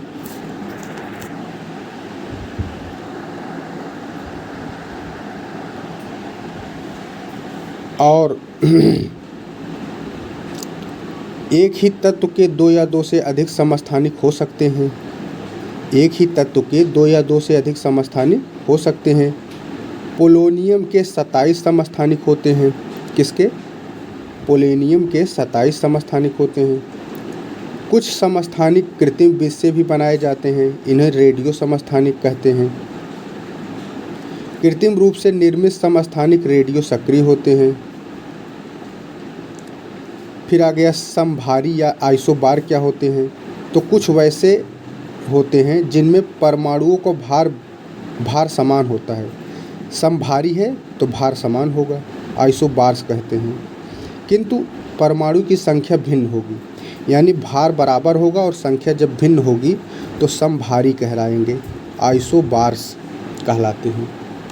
समभारी के रासायनिक गुण भिन्न होते हैं, जबकि समस्थानिक के रासायनिक गुण समान होते हैं, लेकिन समभारिक के रासायनिक गुण भिन्न होते हैं। कैल्शियम और आर्गन के परमाणु समभारी होते हैं। आइंस्टीन ने द्रव्यमान और ऊर्जा के बीच एक संबंध स्थापित किया, जिसे आइंस्टीन का द्रव्यमान ऊर्जा संबंध कहा जाता है। बंधन ऊर्जा क्या होती है? Binding energy. जब प्रोटॉनों और न्यूट्रॉन मिलकर नाभिक की रचना करते हैं तो कुछ द्रव्यमान लुप्त हो जाते हैं। यह लुप्त द्रव्यमान ऊर्जा में रूपांतरित हो जाते हैं। अतः न्यूट्रॉन एवं प्रोटॉन के संयोग से किसी नाभिक बनने में जो ऊर्जा विमुक्त होती है उसे नाभिक की बंधन ऊर्जा कहते हैं। नाभिकीय विखंडन क्या है? न्यूक्लियर फिजन, वह प्रक्रिया जिसमें कोई भारी नाभिक दो लगभग समान आकार के नाभिकों में टूट जाता है, नाभिकीय विखंडन कहलाता है। हान तथा स्ट्रासमैन नामक दो जर्मन वैज्ञानिकों ने सबसे पहले यूरेनियम पर न्यूट्रॉनों की बमबारी करके इसके नाभिकों को दो खंडों में विभाजित किया था। कौन? हान और स्ट्रासमैन ने।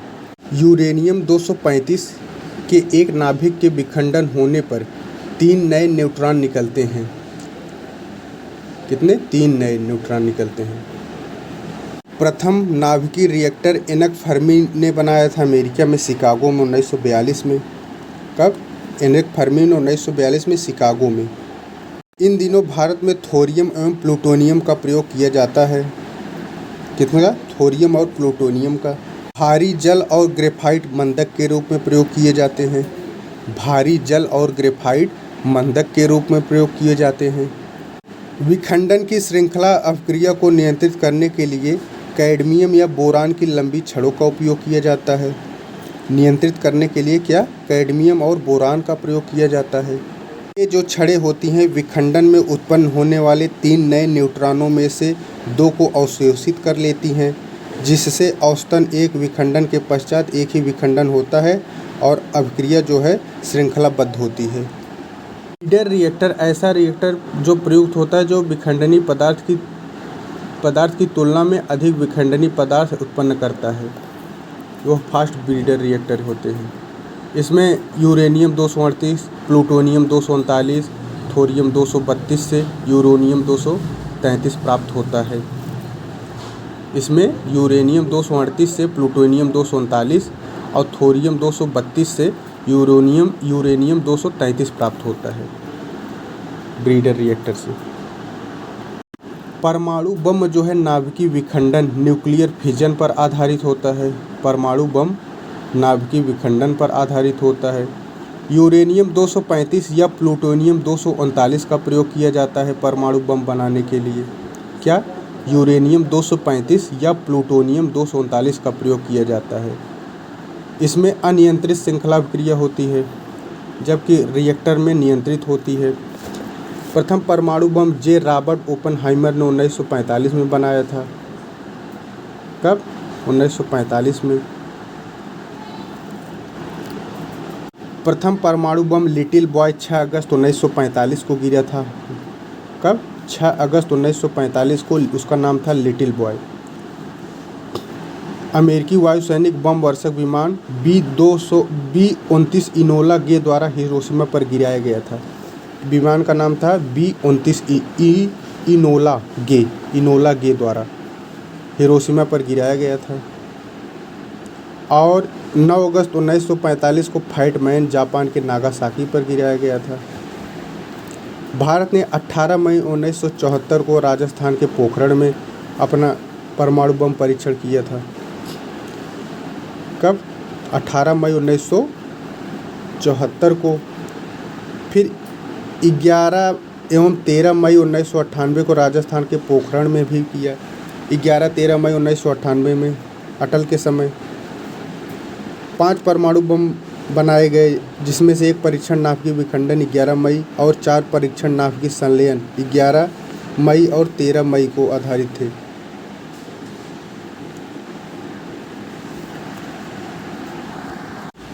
नाभिकीय संलयन में 2 नाभिक संलयित होते हैं जो धनावेशित रहते हैं।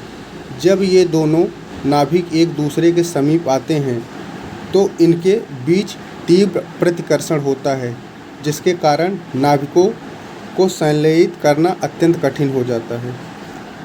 भारत ने हाइड्रोजन बम 11 मई 1998 को राजस्थान के पोखरण पर परीक्षण किया था। कब?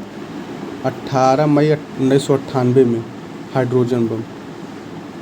हाइड्रोजन बम बनाने की क्षमता। हाइड्रोजन बम का आविष्कार एडवर्ड टेलर ने 1952 में किया था। कौन? एडवर्ड टेलर ने 1952 में। यह परमाणु बम की अपेक्षा 1000 गुना अधिक शक्तिशाली होता है हाइड्रोजन बम। इसका असर परमाणु बम के असर की तुलना में कम समय तक रहता है। पर्यावरण में परमाणु बम का असर लंबे समय तक रहता है और मानव शरीर पर दुष्प्रभाव छोड़ता है।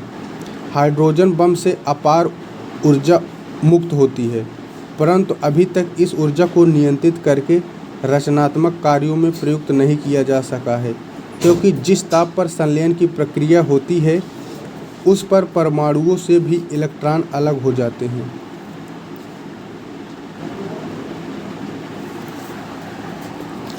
सूर्य में हाइड्रोजन 71% और हीलियम 26%। सूर्य के केंद्र का तापमान लगभग 2 करोड़ डिग्री सेल्सियस होता है। केंद्र कितना होता है? 2 करोड़। अब आ जाइए इलेक्ट्रॉनिकी। कैथोड किरणों की विशेषताएं या गुण। कैथोड किरणें सरल रेखा में चलती हैं और लंबवत उत्सर्जित करती हैं। इनकी दिशाएं एनोड पर निर्भर नहीं करती हैं। कैथोड की दिशाएं जो है एनोड पर निर्भर नहीं करती हैं। कैथोड किरणें प्रतिदीप्त उत्पन्न करती हैं। कैथोड किरणें प्रतिदीप्त उत्पन्न करती हैं। ये किरणें ऊष्मा उत्पन्न करती हैं। कैथोड ऊष्मा उत्पन्न करती हैं। यांत्रिक ऊर्जा उत्पन्न करती हैं। इनमें यांत्रिक ऊर्जा होती है कैथोड में। कैथोड किरणें विद्युत क्षेत्र एवं चुंबकीय क्षेत्र में विक्षेपित होते हैं। कैथोड जो है विद्युत क्षेत्र और चुंबकीय क्षेत्र में विक्षेपित होते हैं। कैथोड किरणें ऋणावेशित होती हैं। कैथोड ऋणावेशित होती हैं। कैथोड किरणें गैसों को आयनीकृत कर देती हैं। कैथोड किरणें गैसों को आयनीकृत कर देती हैं। कैथोड किरणें फोटोग्राफी प्लेट को प्रभावित कर देती हैं। यह फोटोग्राफी प्लेट को प्रभावित कर देती हैं। कैथोड किरणें धातु की प्लेट को भेद कर पार कर जाती हैं। जब ये किरणें उच्च परमाणु क्रमांक वाले धातुओं पर गिरती हैं तो यक्ष किरणें उत्पन्न करती हैं। फिर आ गया धन किरणें या कैनाल किरणें। 1896 में गोल्डस्टीन ने ज्ञात किया था। किसने? गोल्डस्टीन ने। कैथोड के छिद्रों से निकलने के कारण गोल्डस्टीन ने इन किरणों का नाम कैनाल किरणें रखा था। धन किरणें सीधी रेखा से संचालित होती हैं जैसे कैथोड होती हैं। धन किरणें कांच पर प्रतिदीप्त उत्पन्न करती हैं और जबकि कैथोड भी प्रतिदीप्त उत्पन्न करती है। फोटोग्राफी में यह भी प्रयोग होती हैं, कैथोड भी होती हैं। धन किरणों की संचरण की गति कैथोड किरणों की संचरण गति से बहुत कम होती है। धन किरणों के प्रत्येक कण का द्रव्यमान उन गैसों के परमाणु के द्रव्यमान के निकट होता है जिसमें विद्युत विसर्जित की जाती है।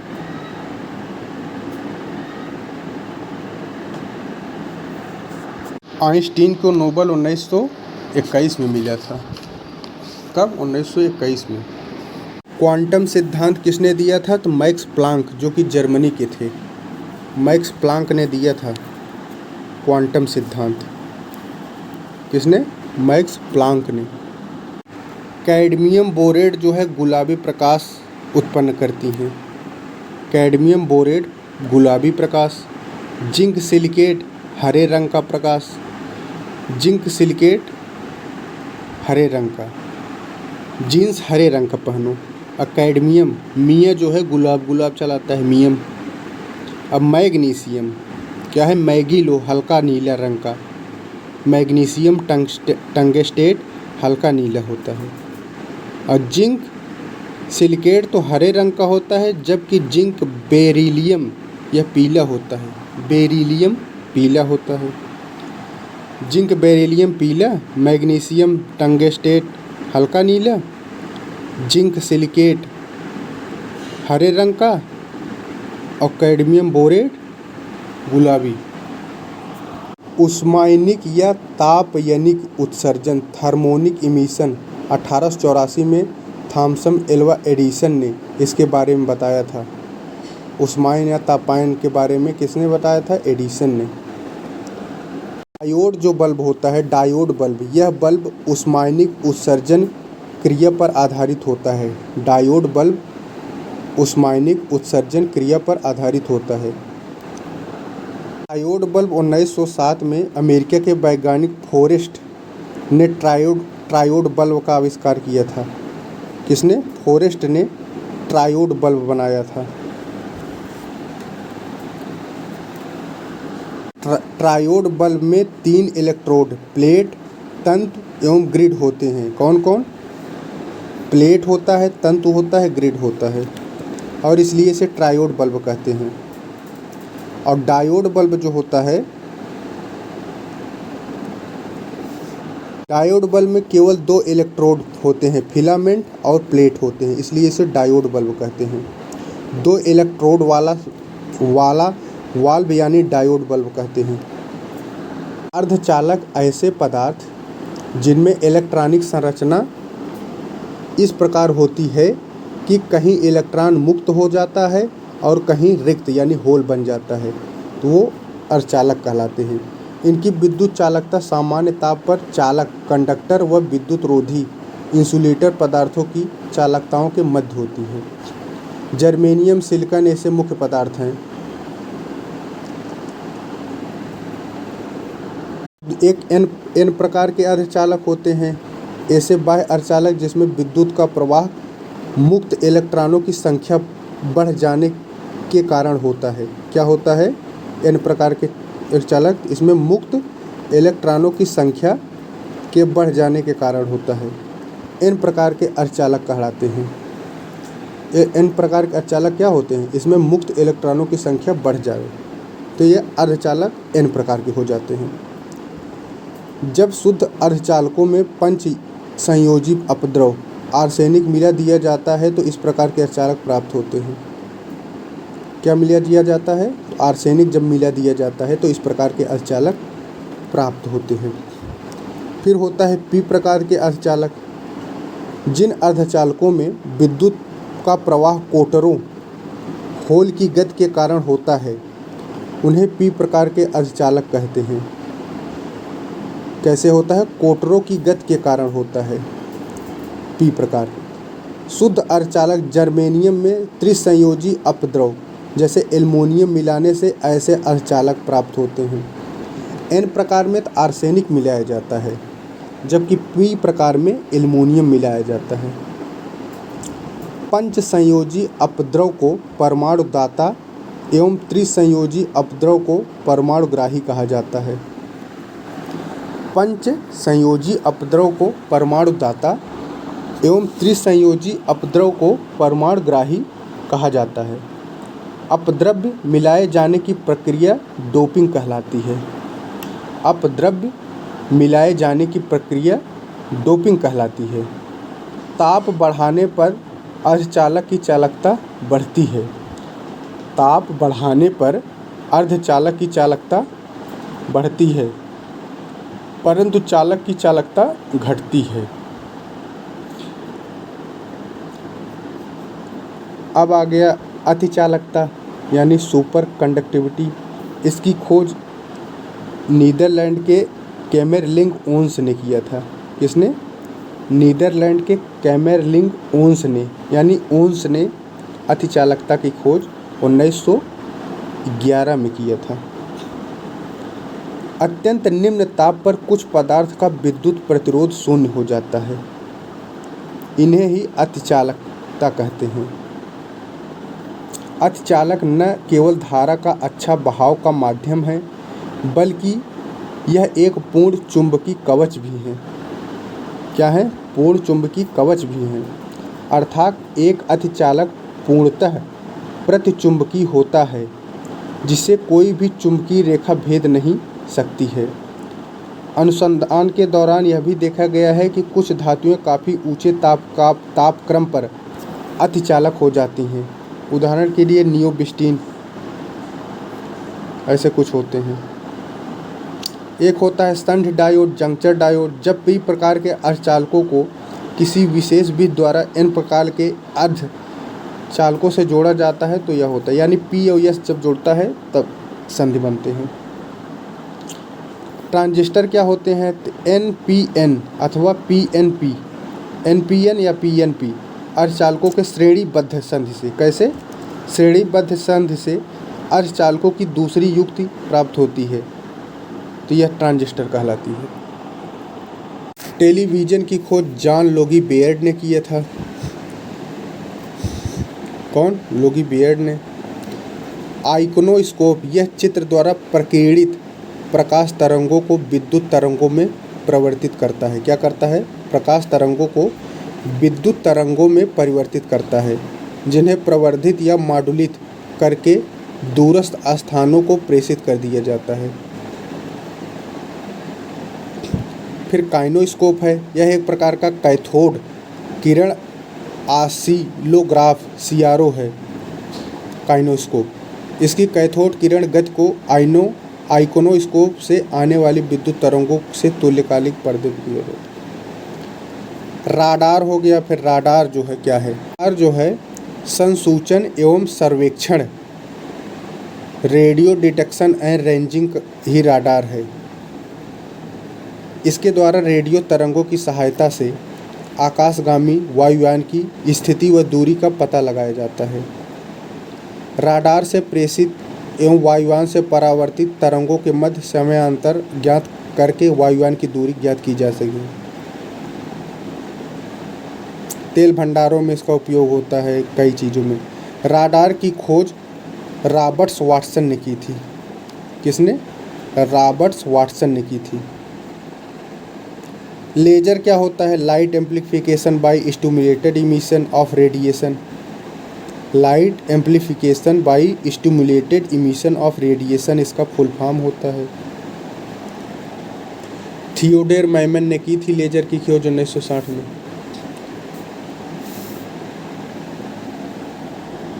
लेजर की तरह मेसर भी होता है। मेसर को कहते हैं microwave amplification by stimulated emission of radiation, यानी मेसर होता है। विकिरण को उक्षिप्त उत्सर्जन द्वारा माइक्रो तरंगों का प्रवर्धन। मेसर का आविष्कार अमेरिका के गीगर टाउन्स ने किया था। गॉर्डन गीगर टाउन्स ने मेसर का आविष्कार किया था। मेसर उसी सिद्धांत पर कार्य करता है जिस आधार पर लेजर कार्य करता है। लेजर के प्रकाश किरणें उत्पन्न होती हैं, जबकि मेसर से सूक्ष्म तरंगे, यानी लेजर से प्रकाश और मेसर से तरंग। मेसर तरंगों का उपयोग राडार में करके कृत्रिम उपग्रहों आदि का ठीक पता लगाया जाता है। मेसर तरंगों का उपयोग समुद्र के अंदर संदेश भेजने में भी किया जाता है। हाँ, लेज़र तरंगों की तरह मेसर तरंगों द्वारा रोगों का इलाज किया जाता है। अब कुछ सिद्धांत, जैसे टालमी ने भूकेंद्री सिद्धांत दिया था। कौन? जियोसेंट्रिक थियरी किसने दिया था? टालमी ने दिया था। इन्होंने कहा कि पृथ्वी विश्व के केंद्र में स्थित है तथा सूर्य और अन्य ग्रह इसकी परिक्रमा करते हैं। वर्ष 140 ईस्वी में इन्होंने कहा था टालमी ने भूकेंद्रीय सिद्धांत, जियोसेंट्रिक थियरी। फिर कॉपरनिकस का सूर्य केंद्रीय सिद्धांत आया। हेलियोसेंट्रिक थियरी किसका है? कॉपरनिकस का। 1543 में पोलैंड के थे कॉपरनिकस। इन्होंने कहा कि सूर्य की परिक्रमा पृथ्वी और अन्य ग्रह करते हैं। कोपरनिकस को आधुनिक खगोली का जनक कहा जाता है। फिर केपलर का ग्रही गति के नियम आया, 1571 में दिया था। सूर्य के चारों ओर चक्कर लगाने वाले ग्रहों का पथ दीर्घवृत्तीय या अंडाकार इलिप्टिकल होता है। इसको किसने कहा? केपलर ने। गैलीलियो जो कि इतालवी के थे, गैलीलियो ने अपने समकालीन केपलर के विचारों का समर्थन किया। गैलीलियो ने अपवर्तक दूरबीन का आविष्कार किया। गैलीलियो ने अपवर्तक दूरबीन का आविष्कार किया।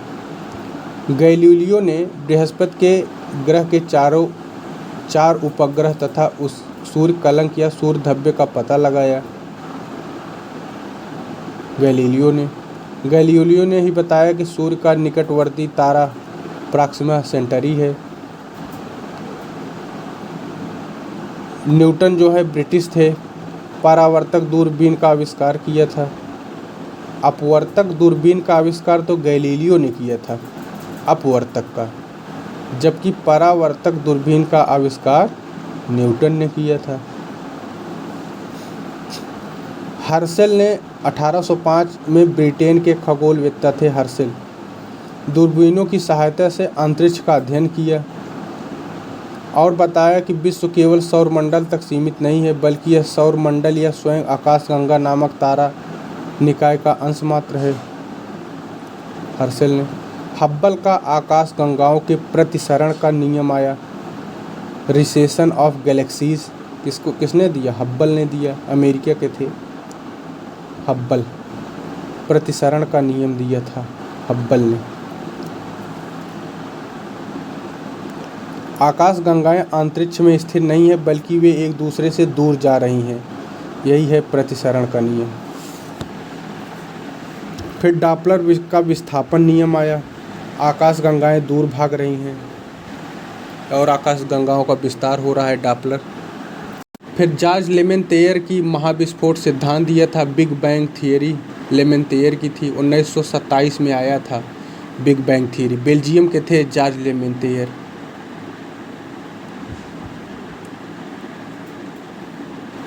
एलन संडेज का स्पंदमान या दोलायमान विश्व सिद्धांत, पोसुलेटिंग और ओसिलेटिंग यूनिवर्स थियरी, किसका था? एलन संडेज का।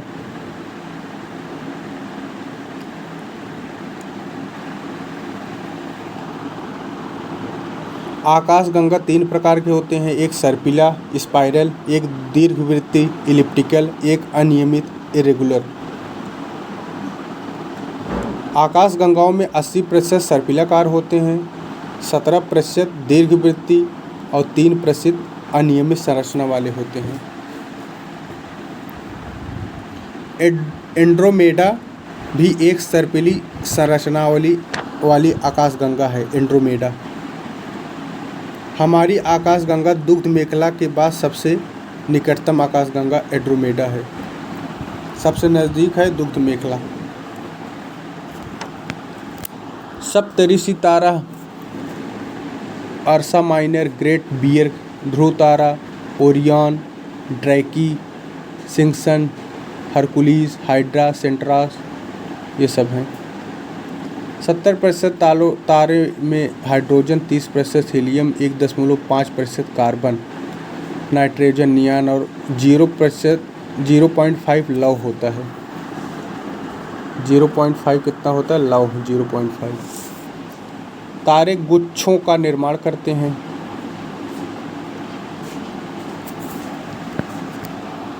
जब तारों में हाइड्रोजन कम हो जाता है तो इसकी बाहरी सतह फूलने लगता है और लाल हो जाता है।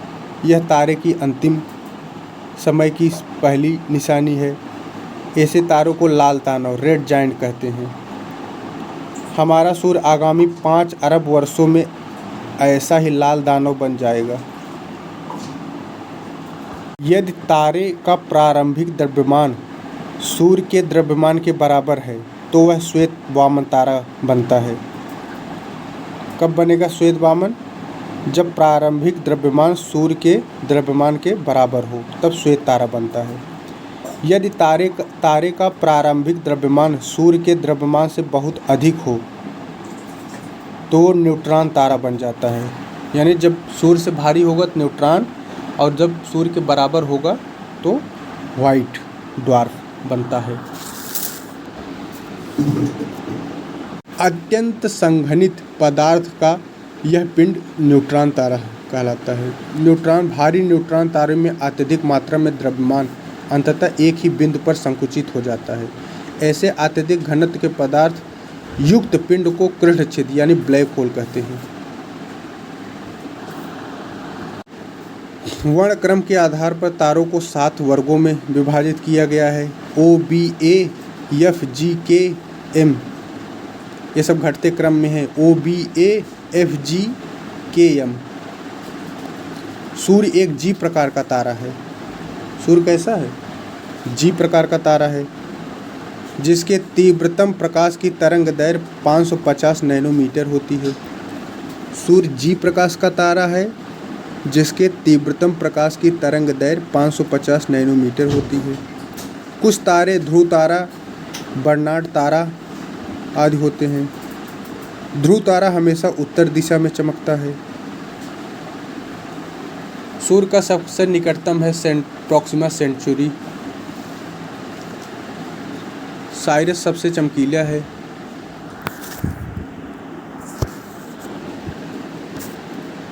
सौर मंडल में सूर्य का द्रव्यमान 99.97 और शेष 0.3 शेष सभी आकाशीय पिंड हैं। इसमें बृहस्पति और शनि का द्रव्यमान मिलकर 92% है। सभी ग्रहों के चारों ओर दीर्घवृत्तीय पथ पर परिक्रमा करते हैं। शुक्र और अरुण दक्षिणावर्त क्लॉकवाइज दिशा में अर्थात पूर्व से पश्चिम की दिशा में परिक्रमण करते हैं। कौन कौन उल्टा करते हैं? शुक्र है, अरुण का शुक्र है कि वो उल्टा करता है फिर भी बचा हुआ है। ईओ किसका उपग्रह है? ईओ यूरोपा, कैलिस्टो, गैनीमीड, ये सब जो हैं ईओ, यूरोपा, गैनीमीड, कैलिस्टो, ये सब उपग्रह हैं बृहस्पति के। Dione, Helene, Atlas, Titan, Rhea, ये सब किसके हैं? Titan, Rhea, Dione, Atlas, Helene, Iapetus, Phoebe, ये सब शनि के हैं। Titan Shani, Iapetus Shani, Rhea Shani, Dione Shani, Atlas Shani, Iapetus Shani, Helene Shani. Miranda किसका है? Miranda, Ariel, Umbriel, Titania, Oberon, Belinda, Ophelia. Miranda है अरुण का। अरुण मिरिंडा बहुत ज़्यादा पीता है। कैसे? एरियल मोड में। एरियल मोड में अरुण जो है मिरिंडा पीता है। मिरिंडा और बेलिंडा दोनों अरुण का है। ट्रिटोन और नेरेइड, ट्रिटोन और नेरेइड जो है यह वरुण के उपग्रह हैं।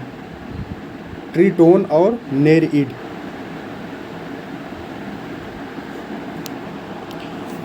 लिबनिट्ज पर्वत जो है यह चंद्रमा पाया जाता है। चंद्रमा के दक्षिणी ध्रुव पर है लिबनिट्ज पर्वत।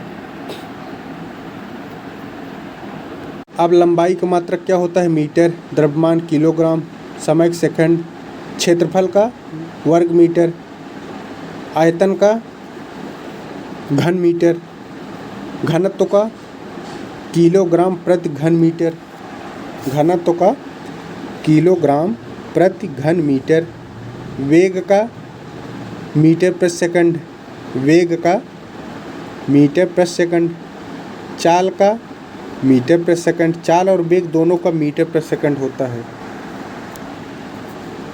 जबकि एक सदिश है, एक अदिश राशि है। बल का न्यूटन होता है। त्वरण का मीटर प्रति सेकंड स्क्वायर होता है। त्वरण का मीटर प्रति सेकंड स्क्वायर होता है। दाब का पास्कल होता है। कार्य का न्यूटन मीटर या जूल दोनों होता है। कार्य का मात्रक एक न्यूटन मीटर भी होता है और एक कार्य का मात्रक जूल भी होता है।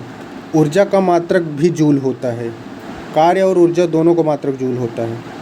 शक्ति का भी जूल प्रति होता है या वाट भी होता है शक्ति का। ताप का केल्विन होता है। ऊष्मा का भी जूल होता है। जूल ऊर्जा का है, जूल शक्ति में है, जूल ऊष्मा में है। ऊर्जा, शक्ति, ऊष्मा तीनों का जूल। विशिष्ट ऊष्मा का जूल प्रति किलोग्राम होता है। जूल प्रति किलोग्राम विशिष्ट ऊष्मा का। विद्युत धारा का एम्पियर होता है। विद्युत ऊर्जा का किलोवाट घंटा होता है। विद्युत प्रतिरोध का ओम होता है। विद्युत आवेश का कूलम्ब होता है, कूलाम्ब या विद्युत आवेश का कूलाम्ब। विद्युत विभव का वोल्ट होता है। विद्युत धारिता का फैराडे होता है। ध्वनि तीव्रता का डेसिबल होता है और आवृत्ति का हर्ट्ज होता है।